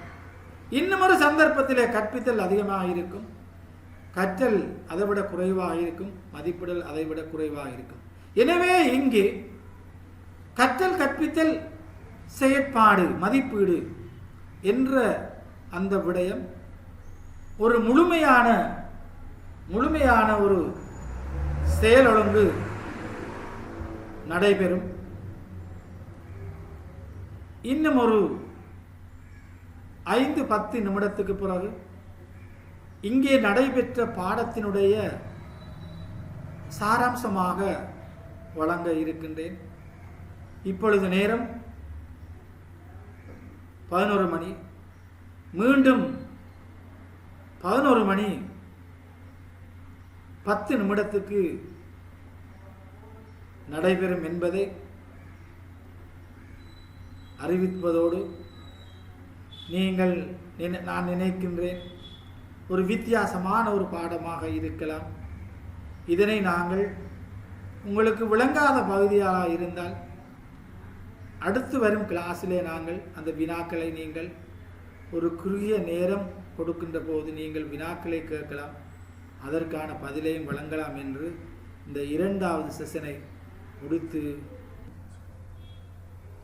இறுதியாக நாங்கள் இன்று காலையில் 9 மணி தொடக்கம் 11 மணி வரைக்கும் கல்வி அளவீடு என்ற பாடத்திலே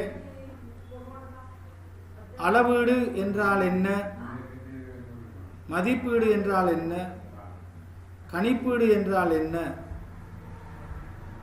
அதே நேரத்தில் கல்வி அளவீடு கல்வி மதிப்பீடு என்றால் என்ன விடயத்தை பார்க்கின்ற போது, கல்வி அளவீடு என்றால் என்ன, ஒரு ஆசிரியர் தன்னுடைய கற்றல் கற்பித்தல் செயற்பாடிலே மாணவருடைய அடைவை ஒரு பரீட்சையின் மூலமாக பரீட்சித்து புள்ளிகளை வழங்கி எண்ணிக்கை வடிவில் கொடுக்கின்ற ஒரு செயற்பாடு கல்வி அளவீடு ஆகும். அதே போல கல்வி மதிப்பீடு என்று சொன்னால் ஒரு பரீட்சையிலே புள்ளிகளை வழங்கிய பின்னர் ஒப்பிடுகின்ற, அதாவது வெற்றியை தீர்மானிக்கின்ற ஒரு செயற்பாடு கல்வி மதிப்பீடு என்று கூறலாம். அதே போல கல்வி கணிப்பீடு என்றால் என்ன, ஆசிரியர் தன்னுடைய கற்றல் கற்பித்தல் செயற்பாடுகளிலே வகுப்பறையிலே உலாவி மாணவர்களுடைய பலம் பலவீனத்தை அறிந்து தேர்ச்சி மட்டத்துக்கு செல்லுகின்ற ஒரு செயற்பாடுதான் கல்வி கணிப்பீடு என்று நாங்கள் கூறலாம். அந்த வகையில் தேசிய கல்வி நிறுவனம் ஆசிரியர் பட்டதாரி ஆசிரியர் மாணவர்களுக்கான பயிற்சியை வழங்கி கொண்டிருக்கின்ற அந்த நேரத்தில் அதிலும் விசேடமாக கல்வி ஆசிரியர் கல்வி பிரிவிலே தேசிய கல்வி நிறுவனம் post graduate diploma in education என்ற கற்க நெறியை 2020-21 ஆண்டு மாணவர்களுக்கான திங்கோமல சென்டரில் நாங்கள் இப்பொழுது இந்த கற்றல் கற்பித்தல் செயற்பாடுகளை வெறுமனே சுவர்களுக்கு மத்தியில் செய்யாமல் ஆன்லைன் ஜூம் என்பவற்றில் நாங்கள் இப்பொழுது கற்பித்துக் கொண்டிருக்கின்றோம். அந்த வகையிலே நாங்கள் என்னுடைய ப்ரொஃபைலை நான் இதனை ஏன் போட்டேன் என்று சொன்னால், இது ஒரு மோட்டிவேஷனாக இருப்பதற்காக நான் உங்களுக்கு வழங்கினேன். நான் 1979 ஆண்டு ஜனவரி 8 ஆசிரியர் பணியில் புகுந்த நான் ஏலெவல் கற்றுக்கொண்டு இருக்கின்ற வேளையிலே ஓலெவல் தரத்துடன் நான் நியமனத்தை பெற்ற நான் பிஇடி, எம்இடி, எம்ஃபில், பிஹெச்டி போன்ற பட்டங்களை பெறுவதற்காக இறைவன் எனக்கு சந்தர்ப்பத்தை அளித்திருக்கின்றான். இதற்காக இறைவனுக்கு நான் நன்றி சொல்ல கடமைப்பட்டிருக்கிறேன். அதற்கு மேலாக நீங்களும் இவ்வாறான பட்டங்களை நீங்கள் பெற வேண்டும் என்பதற்காக வேண்டித்தான் என்னுடைய ப்ரொஃபைலை நான் ஒரு கிளிப்பில் நான் போட்டிருக்கிறேன். தேசிய கல்வி நிர்வாகம், திறந்த பல்கலைக்கழகம், கொழும்பு யூனிவர்சிட்டி யூரோப்பியன் கேம்பஸ் போன்றவற்றில் பிஇடி, பிஜிடி, எம்இடி போன்ற வகுப்புகளுக்கு விரிவுரை செய்து கொண்டிருக்கின்றேன். யூரோப்பியன் கேம்பஸில் நான் டீனாக இருந்து கொண்டிருக்கிறேன். எனவே இதில் இருந்த பாஸ் பொசிஷன் நிறைய விஷயங்கள் இருக்கின்றன. அவற்றில் நீங்களும் வர வேண்டும் என்பது கூறுவதோடு, மெஷர்மெண்ட் வேல்யூவேஷன் என்ற சப்ஜெக்டுக்கு நாங்கள் நுழைந்தோம். அதற்கு பிற்பாடு என்னுடைய வீட்டிலே ஒரு மெஷர்மெண்ட்டாக எவ்வாறு நான் ஒரு வீட்டை கட்டியிருக்கிறேன்,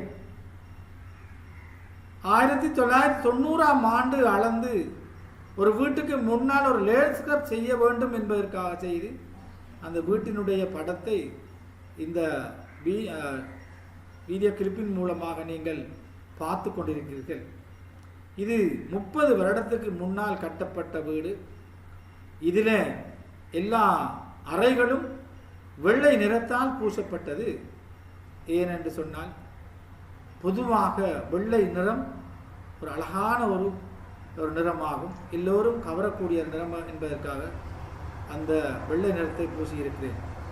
கார்டன் அமைக்கப்பட்ட விடயத்தை சென்ற வாரம் இதில் சில மரங்களை மாற்றி ஒரு சேஞ்ச் செய்திருக்கிறேன். அந்த படத்தை அடுத்த கிளாஸில் நான் உங்களுக்கு போடுவேன். இது என்னுடைய வீட்டினுடைய வரவேற்பறையை நான் உங்களுக்கு போட்டிருக்கிறேன். ஒரு வீடு எவ்வாறு இருக்க வேண்டும், அப்பொழுதுதான் எங்களுடைய பாடசாலை வகுப்பறை நன்றாக இருக்கும் என்ற வகையில் தான் இந்த வீட்டை நான் உங்களுக்கு மெஷர்மெண்ட்டாக, இவாலுவேஷனாக நான் ஆரம்பம் செய்திருக்கின்றேன். ஒரு மெஷர்மெண்ட் என்றால் என்ன என்ற விளக்கத்தை இங்கே ஒரு அளவீட்டு கருவி மூலமாக 2 மனிதர்கள் அளப்பதன் மூலமாக ஒரு நீளத்தை எவ்வாறு அளப்பது என்பதை பற்றி ஒரு படம் இதை போட்டிருக்கிறேன். எனவே சுருக்கமாக மெஷர்மெண்ட் என்றால் என்ன என்பது உங்களுக்கு விளங்கும் என்பதற்காக. அடுத்ததாக இவாலுவேஷன். என்னுடைய இந்த விரிவுரையை கூட நீங்கள் இவாலுவேஷன் செய்ய வேண்டும்.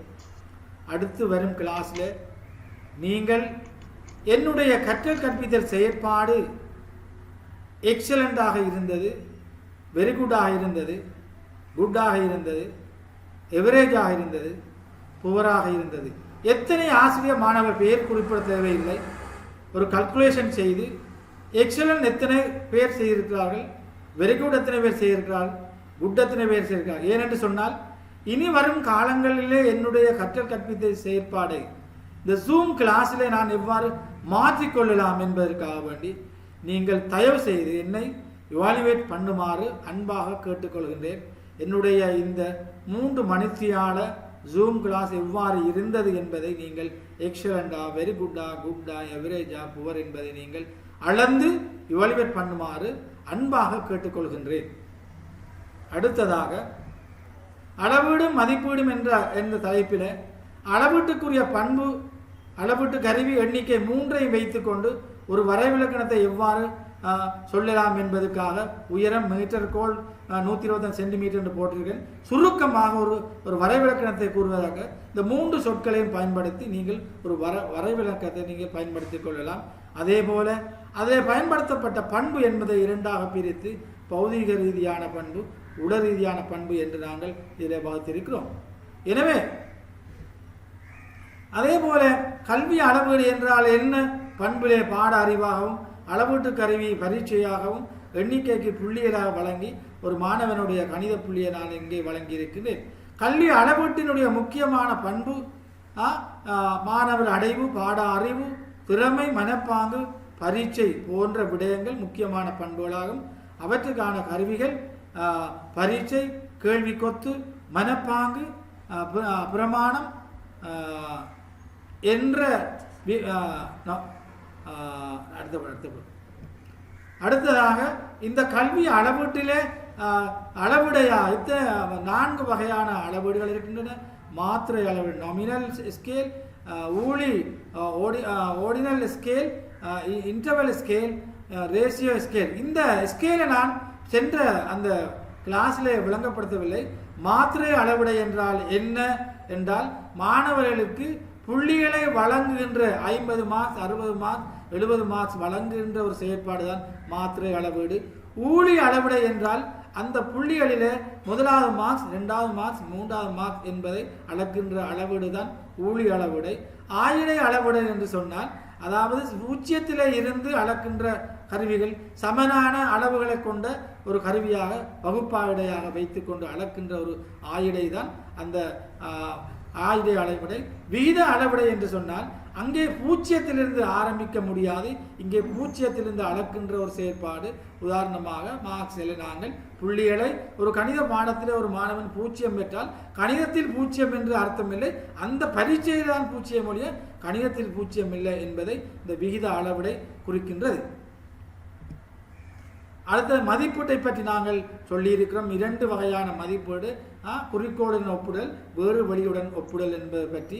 மதிப்பீட்டினுடைய வகைகளில் இறுதி மதிப்பீடு, இடையிட்ட மதிப்பீடு, பெர்ஃபார்மன்ஸ் டெஸ்ட், அடுத்ததாக டயக்னோஸ்டிக் டெஸ்ட். 4 வகையான டெஸ்ட்டையும் பார்த்துருக்கோம். Summative evaluation, formative evaluation, performance evaluation, diagnostic evaluation. அடுத்ததாக மதிப்பீட்டை நாங்கள் 3 வகையாக சொல்லியிருக்கிறோம். நியதிசார் மதிப்பீடு, நியமம் சார் மதிப்பீடு, முன் அடைவு மதிப்பீடு என்று நாங்கள் கூறியிருக்கின்றோம். அதே போல கணிப்பீட்டை பற்றி வரைவிலக்கணம் சொல்லியிருக்கிறோம். கணிப்பீட்டினுடைய நோக்கங்கள் கற்றலை மேம்படுத்துதல், கற்பித்தலை மேம்படுத்துதல், மதிப்பீடலை மேம்படுத்துதல், மதிப்பீட்டு கலாசாரத்திலிருந்து கணிப்பீட்டு கலாசாரத்துக்கு மாறுதல் என்ற 4 நோக்கங்களை மையமாக கொண்டதுதான் இந்த கணிப்பீட்டின் நோக்கம்.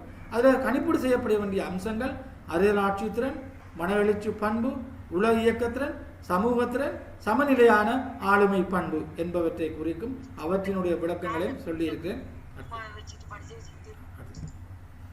கணிப்பீட்டு மற்றும் மதிப்பீட்டை பயன்படுத்தக்கூடிய சந்தர்ப்பங்களும் பயன்பாடும் என்ற அடிப்படையில் ஒரு கவிதையை நாங்கள் 1998ஆம் ஆண்டு எழுதி இந்த கவிதையை நாங்கள் உங்களுக்கு வழங்கியிருக்கிறோம். அடுத்ததாக கணிப்பீட்டினுடைய கருவிகள் A to Z வரைக்கும், கணித திறப்பின் வழித்தளத்தில் தொடங்கி குழு கலந்துரையாடல் வரைக்கும் கிட்டத்தட்ட A to Z வரைக்குமான கணிப்பீட்டு கருவிகள் இருக்கின்றன. அதில் ஒரு கணிப்பீட்டு கருவியான கணித திறப்பின் வழித்தடம் என்பதனுடைய 4 செயற்பாடுகளையும் இங்கே நாங்கள் போட்டியிருக்கிறோம். இறுதியாக மதிப்பீட்டுக்கும் கணிப்பீட்டுக்கும் உள்ள ஒற்றுமை வேற்றுமையை பற்றி 8 விடயங்களிலே நாங்கள் இதிலே சொல்லி இருக்கின்றோம். எனவே நாங்கள் ஒரு ஆசிரியராக இருக்கின்ற நாங்கள் there are 4 type of the teachers, 4 வகையான டீச்சர்ஸ் இருக்கிறோம். அடிக்கடி சொல்லுகின்ற வசனம், ஒரு எக்ஸலன்ட் டீச்சர் இன்ஸ்பயர், ஒரு good teacher explain, an average teacher teaches, a bad teacher குறை கூறுகின்றவர் கம்ப்ளைன்ஸ். இந்த 4 வகையான டீச்சர்களில் நாங்கள் ஒரு நல்ல டீச்சராக, ஒரு கிரேட் டீச்சராக, எக்ஸலன்ட் டீச்சராக மாற வேண்டும். அதற்காக இந்த ஆசிரியராகிய நாங்கள் இந்த 21ஆம் நூற்றாண்டுக்கு முகம் கொடுக்கின்ற நாங்கள் ஒரு காம்பிடன்ட் டீச்சராக, ஒரு கிரேட் டீச்சராக இருப்பதாக இருந்தால், முதலாவது ஒரு வென் டயக்ராத்தில் நாங்கள் அதனை கூறுவோமாக இருந்தால், முதலாவது வட்டத்தில் கண்டென்ட் நாலேஜ், தன்னுடைய பாடத்திலே ஆழமான அறிவும், 2வது வட்டம் அந்த வட்டத்தை வெட்டி செல்கின்றதுமாக டெக்னிக்கல் நாலேஜ், தொழில்நுட்ப அறிவு, 3வது பெடகாஜிக்கல் நாலேஜ், அந்த 2 வட்டங்களை வெட்டி செல்கின்ற மாதிரி. 3 வட்டங்களில் இடைவெட்டு தான் ஒரு காம்பிடன்ட் டீச்சர், ஒரு ஆசிரியருக்கு இருக்க வேண்டிய முக்கியமான பண்பு. கண்டென்ட் நாலேஜ், தன்னுடைய பாடத்தினுடைய ஆழமான அறிவு. 2வது டெக்னிக்கல் நாலேஜ், தொழில்நுட்ப அறிவு. இப்பொழுது நாங்கள் ஆசிரியராகிய நாங்கள் ஒரு கட்டத்திலே வெறுமனே சாக் அண்ட் டாக் ஜக்கன் மக்காக இருந்த நாங்கள், படிப்பிக்கின்ற நாங்கள் அப்படி கற்பிக்காமல் ஒரு தொழில்நுட்ப கருவி மூலமாக கற்பிக்கக்கூடிய ஆற்றலை நாங்கள் வழங்க வேண்டும். அந்த அடிப்படையில் தான் இந்த ஜூம் கிளாஸ் நடைபெற்றுக் கொண்டிருக்கிறது. There is a proverb in எண்ணும் எழுத்தும் கண்ணெனத்தாகும், that is all. Nowadays English language and ICT knowledge are two voices. எனவே இப்பொழுது எங்களுடைய 2 கண்களும் ஆங்கில அறிவும் தகவல் தொழில்நுட்ப அறிவும். ஏனென்று சொன்னால், நாங்கள் ஒரு இன்டர்நெட்டுக்கு செல்வதாக இருந்தால் ஆங்கில அறிவு தேவை, தொழில்நுட்ப அறிவு தேவை. என்ன கேள்வியை கேட்டாலும் விடை சொல்லக்கூடிய அளவுக்கு இந்த இன்டர்நெட்டில் நாங்கள் பார்க்க முடியும். எனவே ஆசிரியர்களாகிய நாங்கள் இந்த தொழில்நுட்ப அறிவை பெற்றுக்கொள்ள வேண்டும். அந்த வகையிலே நாங்கள் இந்த ஜூம் கிளாஸில் இவ்வளவு நேரமும் என்னால் முடியுமான முதலாவது அழகு அளவீடு என்றால் என்ன, மதிப்பீடு என்றால் என்ன, கணிப்பீடு என்றால் என்ன என்ற அந்த செஷனை நான் முடித்திருக்கிறேன். இப்பொழுது நீங்கள் உங்களுக்கு ஏதாவது சந்தேகங்கள் இருந்தால், இது பற்றிய சந்தேகங்கள் இருந்தால், எல்லா ஆசிரியர் மாணவர்களும் வினா தொடுக்க முடியாது, நேரம் போதாது. அந்த அடிப்படையில் முக்கியமான சில கேள்விகளை ஒரு சில ஆசிரியர்கள் கூறினால், ஏனைய ஆசிரியர்கள் உங்களுடைய வினாவை எழுத்து ரூபத்தில் நீங்கள் எழுதி எங்களுடைய அடுத்த செஷனிலே மெஷர்மெண்ட் இவாலுவேஷன் என்ற பாடத்திலே அந்த கேள்விக்கான விடையை முதலிலே நான் கூறிவிட்டு அடுத்த பாடத்துக்கு போகலாம் என்று நான் நினைக்கின்றேன். அந்த வகையில் நீங்கள் ஒரு வித்தியாசமான ஒரு கற்றலை நீங்கள் மேற்கொண்டிருக்கிறீர்கள். What is learning? Learning is a permanent behavioral change. கற்றல் என்றால் என்ன? கற்றல் என்பது ஒரு நிரந்தரமான ஒரு நடத்தை மாற்றத்தை ஏற்படுத்த வேண்டும். நான் இப்பொழுது 5ஆம் தேதி 12ஆம் மாதம் 20ஆம் தேதி 20ஆம் மாதம் 2020 ஆண்டிலே இந்த மெஷர்மெண்ட் இவாலுவேஷனிலே இந்த பாடத்தை கற்பித்திருக்கிறேன் என்று சொன்னால், நீங்கள் பரீட்சை எழுதும் போது இந்த விடயங்கள் அனைத்தையும் எழுதுகின்ற போதுதான் கற்றல் நடைபெற்றிருக்கிறது என்று சொல்லலாம். ஏனென்று சொன்னால், what is learning? Learning is a permanent behavioral change. நடத்தையிலே ஒரு நிரந்தர மாற்றத்தை ஏற்படுத்த வேண்டும். இன்று டிசம்பர் மாதம் 5ஆம் தேதி சொன்ன விஷயம் அடுத்த வருஷம் டிசம்பர் மாதம் 5ஆம் தேதி நீங்கள் சொல்லக்கூடிய அளவுக்கு இருந்தால் மட்டும்தான் லேர்னிங் நடைபெற்றிருக்கிறது என்று சொல்ல முடியும். அந்த வகையில் தான் நான் வந்து உங்கள் ஜூம் கிளாஸில் எவ்வளவு நேரம் உங்களுக்கு பாடம் நடத்தியிருக்கிறேன். நீங்கள் பெற்றிருப்பீர்கள் என்று நான் நினைக்கின்றேன். உங்களுடைய சந்தேகமான வினாக்களை நீங்கள் கேட்கலாம்.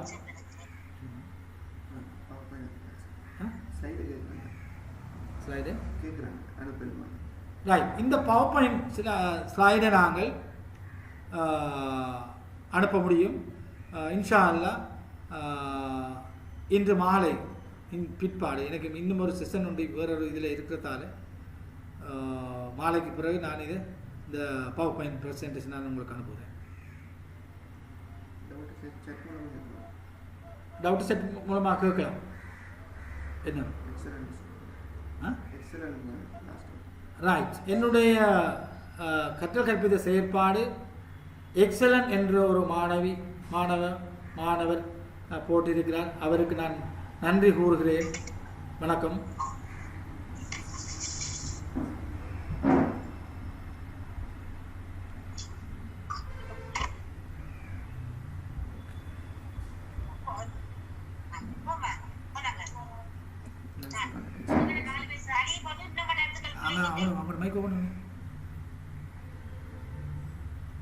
ரைட்.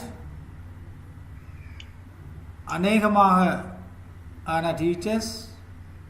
கூடுதலான டீச்சர்ஸ் வெரி குட் சொல்லியிருக்கிறார்கள்.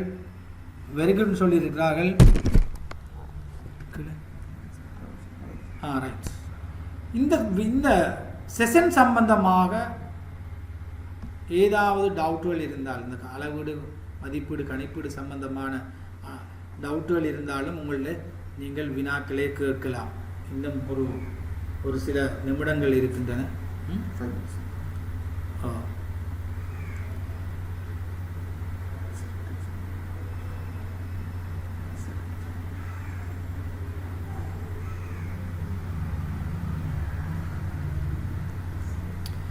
இங்கே அநேகமான டீச்சர்ஸ் நான் அந்த மதிப்பீடு என்ற சொல்லிலே excellent, very good, good, average, poor என்று சொல்லியிருந்தேன்.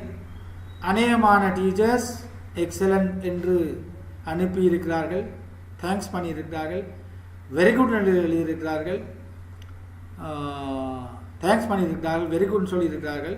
முதலாவது தரம் எக்ஸலன்ட், இரண்டாவது தரம் வெரி குட், மூன்றாவது தரம் குட், நாலாவது எவரேஜ், ஐந்தாவது poor. Most of the teachers are done செய்திருக்கிறார்கள், தேங்க்யூ தேங்க் பண்ணியிருக்கிறார்கள். ஏனென்று சொன்னால் ஒரு எனக்கும் இது ஒரு ஜூம் கிளாஸில் ஒரு புதிய கிளாஸாக இருந்தாலும் என்னால் முடியும் என்று நான் நினைத்தேன், அதனை செய்திருக்கிறேன். ஐ கேனாட் என்ற அந்த சொல்லிலே வசனத்திலே டி வெட்டி I can do it, I cannot do it என்று சொல்லாமல் ஐ கேன் டூ இட் என்ற அந்த வசனத்திலே try and try one day you can fly என்ற வசனத்தில் இருந்து நீங்கள் நிறைய பாடங்களை கற்றால் நீங்களும் இதே மாதிரியான ஜூம் கிளாஸ்களை செய்யலாம் என்று நான் நினைக்கின்றேன். Don't shy, don't hesitate whether it is right or wrong, you have to speak in English or Tamil, right? So வெக்கப்படக்கூடாது, தயங்கக்கூடாது, செட்டியக்குள்ளேயே நாங்கள் கதைக்கணும், ரைட்? வேறு ஏதாவது கேள்விகள் இருந்தால்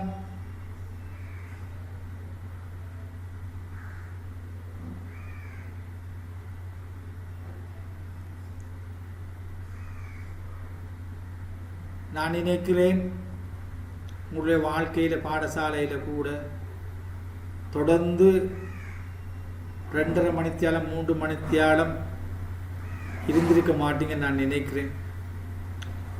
ஒரு இடைவேளை இருக்கும் அல்லது பாடத்தில் எங்கேயாவது அங்கேயாவது போக பார்ப்பீர்கள். கஷ்டமாக இருந்தாலும் நாங்கள் பிஜிடி கோர்ஸை நாங்கள் முடிக்க வேண்டும், அதிலே நீங்கள் திறமை சித்தி பெற வேண்டும். சென்ற வருடம் திருவண்ணாமலை சென்டரில் ஒரு மாணவி திறமை சித்தி பெற்றிருக்கிறார். எல்லாமே 2 மாணவியும் மெரிட் பாஸ் செய்திருக்கிறார்கள். 100% மாணவர்கள் இந்த மெஷர்மெண்ட் இவாலுவேஷன் என்ற பாடத்திலே சித்தி அடைந்திருக்கிறார்கள். அதே போல் எல்லா பாடங்களையும் சித்தி அடைந்திருக்கிறார்கள். 1-2 பேரை தவிர ஒரு சிறிய பாடத்தில் சித்தி அடைய தவறி இருக்காது. அவர்களும் அது பாஸ் தான், நூன சித்தின்னு சொல்வார்கள். அந்த வகையில் திருவண்ணாமலை மாவட்டத்தில் எல்லா சென்டர்ஸ்லேயும் இதுகால வரையில் நான் நினைக்கிறேன் மெஷர்மெண்ட் இவாலுவேஷனில் கூடுதலான பெர்சன்டேஜ் சித்தி அடைந்த ஒரு சென்டராக இருக்கும் என்று நான் நினைக்கிறேன். அநேகமாக எங்களிடத்தில் சில நேரம் சில வகுப்புகள் வைக்கின்ற போது மெஷர்மெண்ட் இவாலுவேஷனில் 20% மாணவர்கள் சித்தி அடைய தவறுகிறார்கள். காரணம் என்னவோ தெரியாது, முயற்சி செய்தால் சித்தி அடைய முடியும். அந்த வகையில் என்னுடைய இந்த பாடம் என்னால் முடியுமான அளவுக்கு நான் உங்களுக்கு செய்திருக்கிறேன். நேரத்தையும் காலத்தையும் மதித்து நீங்கள் இந்த ஜூம் கிளாஸில் நான் நினைக்கிறேன் எந்த ஒரு ஜூம் கிளாஸ்லேயும் 64 மாணவர்களுக்கு கிட்டத்தட்ட 60 மாணவர்கள் கலந்து கொண்டிருக்கிறீர்கள். இன்னும் சில 4 மாணவருக்கு சில நேரம் அவர்களுடைய ஃபோனில் சில நேரம் டேட்டா இல்லாமல் இருந்திருக்கலாம், அல்லது ஜூமில் கிளாஸுக்கு எப்படி செட் ஆகிற விஷயங்கள் தெரியாமல் இருந்திருக்கலாம், அனுபவம் இல்லாமல் இருந்திருக்கலாம். சாரி. இது நான் நினைக்கிறேன் யாராவது இதை வீடியோ செய்தால் ப்ளீஸ் முழுக்க அதை நீங்கள் ரெக்கார்ட் பண்ணியிருந்தால் தயவு செய்து எனக்கு அனுப்புமாறு. நான் அதை இடையில தான் எனக்கு ரெக்கார்ட் பண்ண வேண்டிய சந்தர்ப்பம் ஏற்பட்டது. முழு ரெக்கார்ட் பண்ணினவர்கள் என்னுடைய அந்த ஃபோனை தொடர்பு கொண்டு 077501978 என்ற அந்த நம்பருக்கு தொடர்பு கொண்டு இந்த வீடியோ கிளிப்பை அனுப்பினா பிரயோசனமாக இருக்குன்னு நான் நினைக்கிறேன். ரைட். வேறு ஏதாவது எனக்கு ஒதுக்கப்பட்ட நேரம் 9 மணியில் இருந்து 12 மணி வரைக்கும். அதிலே 3 செஷனாக பிரித்திருக்கிறேன். முதலாவது செஷன், 2வது செஷன், 3வது செஷன் சமரியாக சொல்லியிருக்கிறேன். இது பற்றிய கருத்துக்களை சொல்லியிருக்கிறேன். நான் சொல்லுகின்ற விஷயம் எனக்கு சரி மாதிரி தான் விளங்கும். மற்றவர்கள் அவதானிக்கின்ற போதுதான் அது என்னுடைய பிழையை காண முடியும். ஏதாவது திருத்தப்பட வேண்டிய விஷயங்கள் இருந்தால் நீங்கள் பெயர் போடாமல் எனக்கு மெசேஜாக அனுப்பலாம். நான் ஏற்றுக்கொள்கின்ற மனப்பாங்கு என்னிடத்தில் இருக்கிறது. குருண்டத் அகுர்வெரது சிங்களத்தில் சொல்லுவார்கள், ஆசிரியருக்கும் யானைக்கும் அடிசருக்கும் என்பது போல ஆசிரியருக்கும் எழுத்து பிளவரும் ஆசிரியரும் பிளவிடக்கூடிய வாய்ப்புகள் இருக்கும். 3 மணித்தியாலம் செய்கின்ற வகுப்புகளிலே சில நேரம் என்னுடைய கலந்துரையாடல் அல்லாமல் நேரடியான விரிவுரை மூலம் கற்பித்த என்னுடைய இந்த ஜூம் கிளாஸ், காட்சிப்படுத்தல் மூலமாக லெக்சர் அண்ட் எக்ஸிபிட் காட்சிப்படுத்தல் மூலமாக விரிவுரை செய்திருக்கிறேன். என்னுடைய அனுபவம் உங்களுடைய வயதை விட முதியது. 42 வருட காலமாக இங்கே நான் ஆசிரிய தொழிலிலே ஆசிரியராக இருந்து, ஐஏசியாக இருந்து, டீச்சர்ஸ் சென்டர் மேனேஜராக இருந்து, அதிபராக இருந்து நிறைய அனுபவங்களை பெற்றிருக்கிறேன். 57 வருடமாக பாடசாலைக்கு சென்றிருக்கிறேன். 5 வயதிலே பாடசாலைக்கு சென்ற நான் ஏலெவல் கற்றுக்கொண்டிருக்கும் போது தான் என்னுடைய ஆசிரியர் நியமனம் கிடைத்தது. எனவே பாடசாலை வாழ்க்கையை நான் முடிக்கவில்லை. இன்னும் 57 வருஷ காலமாக இப்பொழுது நான் பாடசாலைக்கு சென்றிருக்கிறேன் என்பதை கூறுவதோடு, நீங்களும் நல்லதொரு ஆசிரியராக எதிர்பார்க்கிறேன்.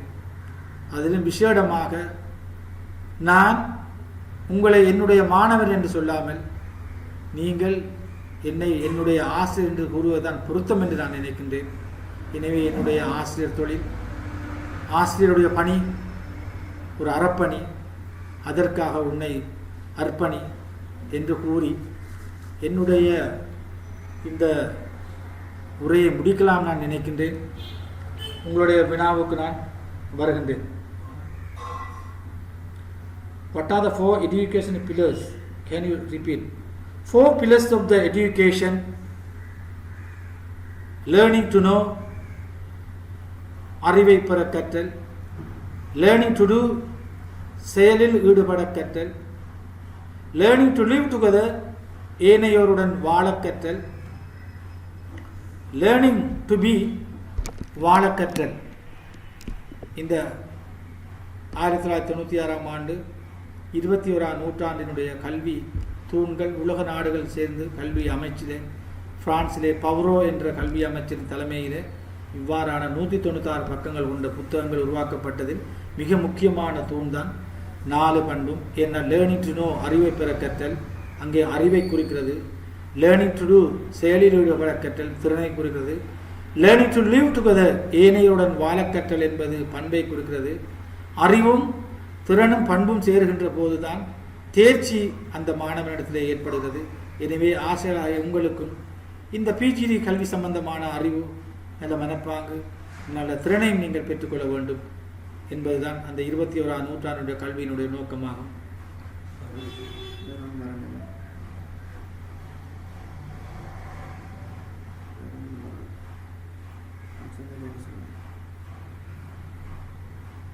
வேறு ஏதாவது கேள்வி? ஒரு முடிக்க வேண்டிய சந்தர்ப்பம் இருக்குது. ஏதாவது கேள்வியை நீங்கள் அனுப்பலாம்.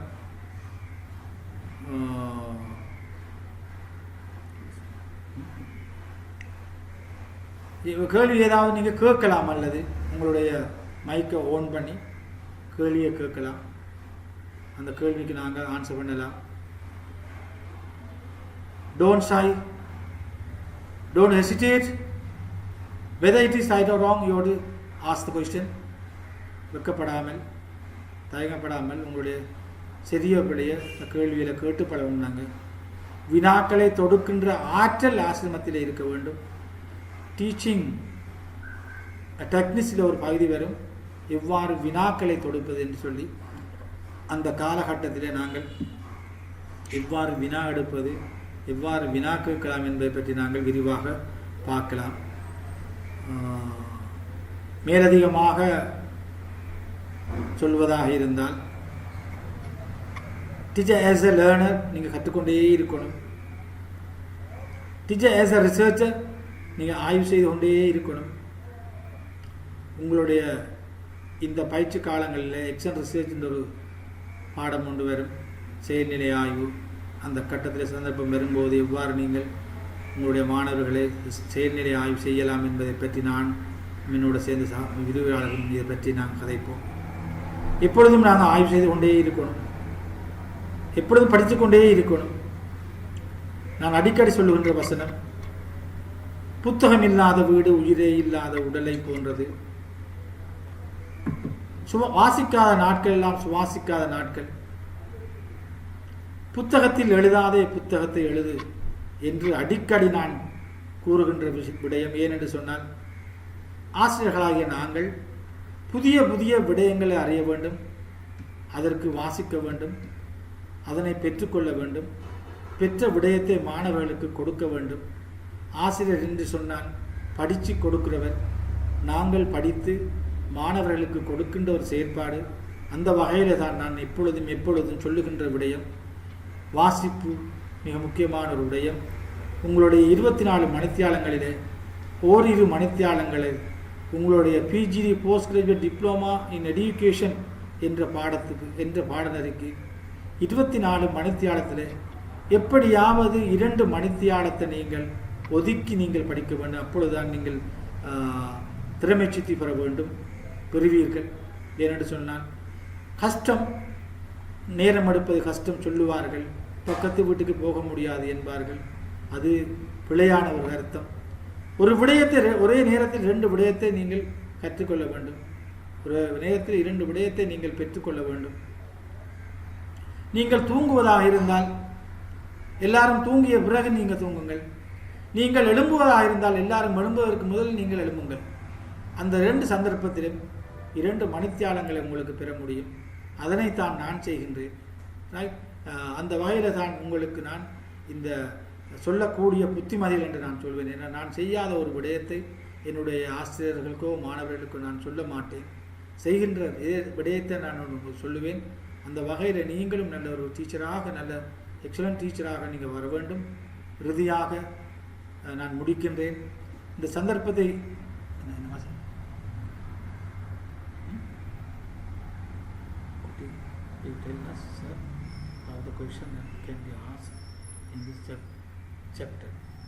இந்த சாப்டரில் நீங்கள் எப்படி நீங்கள் கேள்வி கேட்கலாம் என்று சொன்னால், உங்களுடைய மைக்கை ஆன் பண்ணி போட்டு நான் என்னுடைய மைக்கை ஆன் பண்ணிங்கன்னா நான் அதை கேட்பேன். அதை கேட்டது பிறகு நீங்கள் சொன்னது அந்த மைக்கில் சொன்னது பிறகு இங்கே எனக்கு விழும், அதுக்கு நான் பதிலை சொல்லுவேன். ரைட்? அது ஒரு வகையான இப்போ இந்த ஒன் த ஸ்பாட்டில் நாங்கள் கேட்கலாம். கேள்வி சம்பந்தமான வினாக்கள் சம்பந்தமான விடயங்களை நாங்கள் இதில் கட்டாயம் ஒரு கேள்வி கூட வரும். கட்டாயம் முதலாவது கேள்வி இதுதான். எங்களுடைய பிஜிடி பரீட்சையில் 20 MCQ வினாக்களும் 7 கட்டுரை வகையான வினாக்களும் ஸ்ட்ரக்சர் கேள்வியும் 7ல் 5 செய்யணும். ஒவ்வொரு வினாவுக்கும் 16 மார்க்ஸ் இதுவரைக்கும் வழங்கப்பட்டது. 56 80 20 MCQ வினாக்களுக்கும் 20 மார்க்ஸ், எல்லாமாக 100 மார்க்ஸ். அந்த 100ல் 16 மார்க்ஸ் இன்றைய செஷன், இந்த அளவீடு மதிப்பீடு கணிப்பீடு என்றால் என்ன என்ற விஷயத்துக்குள்ளே கட்டாயம் ஒரு பாடசாலைக்கு இந்த மாதிரி இந்த கணிப்பீட்டில் உள்ள பிரச்சனைகள் இருக்கின்ற விஷயம் சம்பந்தமாக உட்படுத்தி அந்த வினா வரும். Could you refer some importance between evaluation measurement and assessment? இப்போ நீங்கள் மெஷர்மெண்ட் இவாலுவேஷன் என்று சொல்லக்கூடிய பாடத்தில் தேசிய கல்வி நிர்வாகத்தால் பிரசுரிக்கப்பட்ட கல்வி அளவீடு மதிப்பீடும் என்ற பாட புத்தகம் இருக்கிறது. அதே போல திறந்த பல்கலைக்கழகத்திலும் கல்வி அளவீடு மதிப்பீடும் என்ற பாடம் இருக்கிறது. அதே போல எங்களுடைய பேராசிரியர்கள் எழுதிய புத்தகங்கள் இருக்கின்றன, தனிப்பட்ட வகையில் எழுதியிருக்கிறார்கள், நல்ல புத்தகங்கள் இருக்கின்றன. எனவே நீங்கள் அதனை வாசிப்பதன் மூலமாக உங்களை நீங்கள் சுவாசித்துக் கொள்ளலாம்.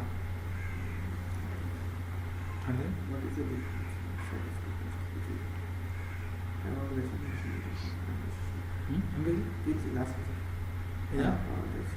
Yeah. What is the slide? Good. What is the slide? Difference between evaluation and measurement assessment. Okay. அந்த மதிப்பீட்டு கணிப்பீட்டுக்குமான வித்தியாசங்கள் கேட்கப்பட்டிருக்குது. ஆரம்பத்தில் சொல்லது போல இதுவரையிலும் நாங்கள் எங்களுடைய கற்ற காலங்களிலும் மதிப்பீடை நாங்கள் செய்திருக்கிறோம், ஆசிரியர் செய்திருக்கிறார்கள், பரீட்சை எழுதியிருக்கிறோம்.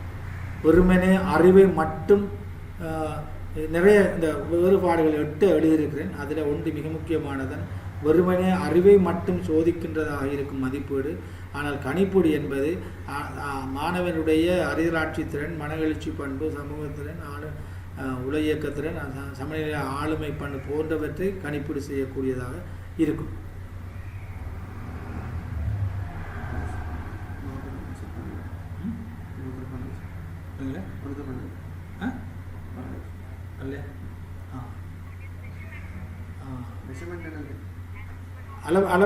அளவீடு என்றால் என்ன என்று சொன்ன நான் அந்த 3 விஷயங்களை மையமாக வச்சுக்கொண்டு எழுத சொன்னேன். நான் அதில் இது சொல்லலை. பண்பு, அளவீட்டு கருவி, தொகை. அதாவது ஏதாவது பண்பு ஒன்றை, பௌதிக பண்போ அல்லது உளப்பண்போ ஒன்றை அளவீட்டு கருவி மூலமாக அளந்து தொகை ரீதியில் வழங்கப்படுகின்ற ஒரு செயற்பாடு தான் அளவீடு எனப்படும். கல்வி அளவீடு என்றால் கற்ற கற்பித்த செயற்பாடுகளிலே மாணவர் அடைவை பரீட்சை அல்லது கணிப்பீட்டு கருவி மூலமாக அளந்து புள்ளிகள் வழங்குகின்ற ஒரு செயற்பாடு தான் அந்த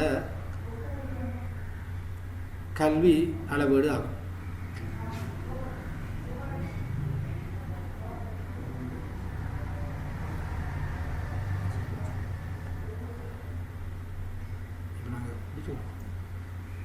இறுதியாக முடியுமான வினாக்களை தொடுத்தீர்கள். முடியுமான விடையை நான் உங்களுக்கு அளித்திருக்கிறேன். நீங்கள் இன்னும் சந்தேகங்கள் இருந்தால் நீங்கள் மெசேஜிலேயோ அல்லது என்னுடைய வாட்ஸ்அப் நம்பருக்கு அனுப்பலாம். அனுப்பி அதற்கான விடையை அடுத்த வகுப்பிலே நாங்கள் உங்களுக்கு விடை அளிக்க முடியும். அந்த வகையில் இறுதியாக இந்த ஜூம் கிளாஸில் பங்கு பற்றிய எங்களுடைய திருவண்ணாமலை மாவட்ட post graduate diploma in education இணைப்பாளராகிய பவானந்தன் சேர் அவர்களுக்கு முதலிலே நான் நன்றி கூறுவதோடு, அதே போல என்னோடு இந்த திருவண்ணாமலை சென்டரில் விரிவுரையாளராக கடமையாற்றி கொண்டிருக்கும் விரிவுரையாளர்கள் அனைவருக்கும் என்றும் என்னுடைய மாணவனாக அல்லது எங்களுடைய மாணவர்களாக திகழ்ந்து கொண்டிருக்கும் இந்த post graduate diploma in education 2020-2021 ஆசிரிய மாணவர்களுக்கும், அதாவது மாணவ மாணவிகளுக்கும் நன்றி கூறுவதோடு, இந்த சந்தர்ப்பத்திலே இந்த ஜூம் கிளாஸில் எனக்கு தொழில்நுட்ப உதவியாளராக கடமை புரிந்த என்னுடைய மாணவனும் ஆகிய அஸ்லம் அவர்களுக்கும் நன்றி கூறுவதோடு, இங்கே உங்களுக்கு தொழில்நுட்ப வசதிகள் அனைத்தையும் அவர் தான் செய்தார். அந்த வகையில் மீண்டும் அவருக்கு நன்றி கூறுவதோடு, இறுதியாக உங்களுடைய நேரத்தை நீங்கள் மண்ணாக்காமல் பொன்னாக்கி கழித்தமைக்காக எல்லோருக்கும் நன்றி கூறி விடை பெறுகிறேன். அஸ்ஸலாமு அலைக்கும். வணக்கம்.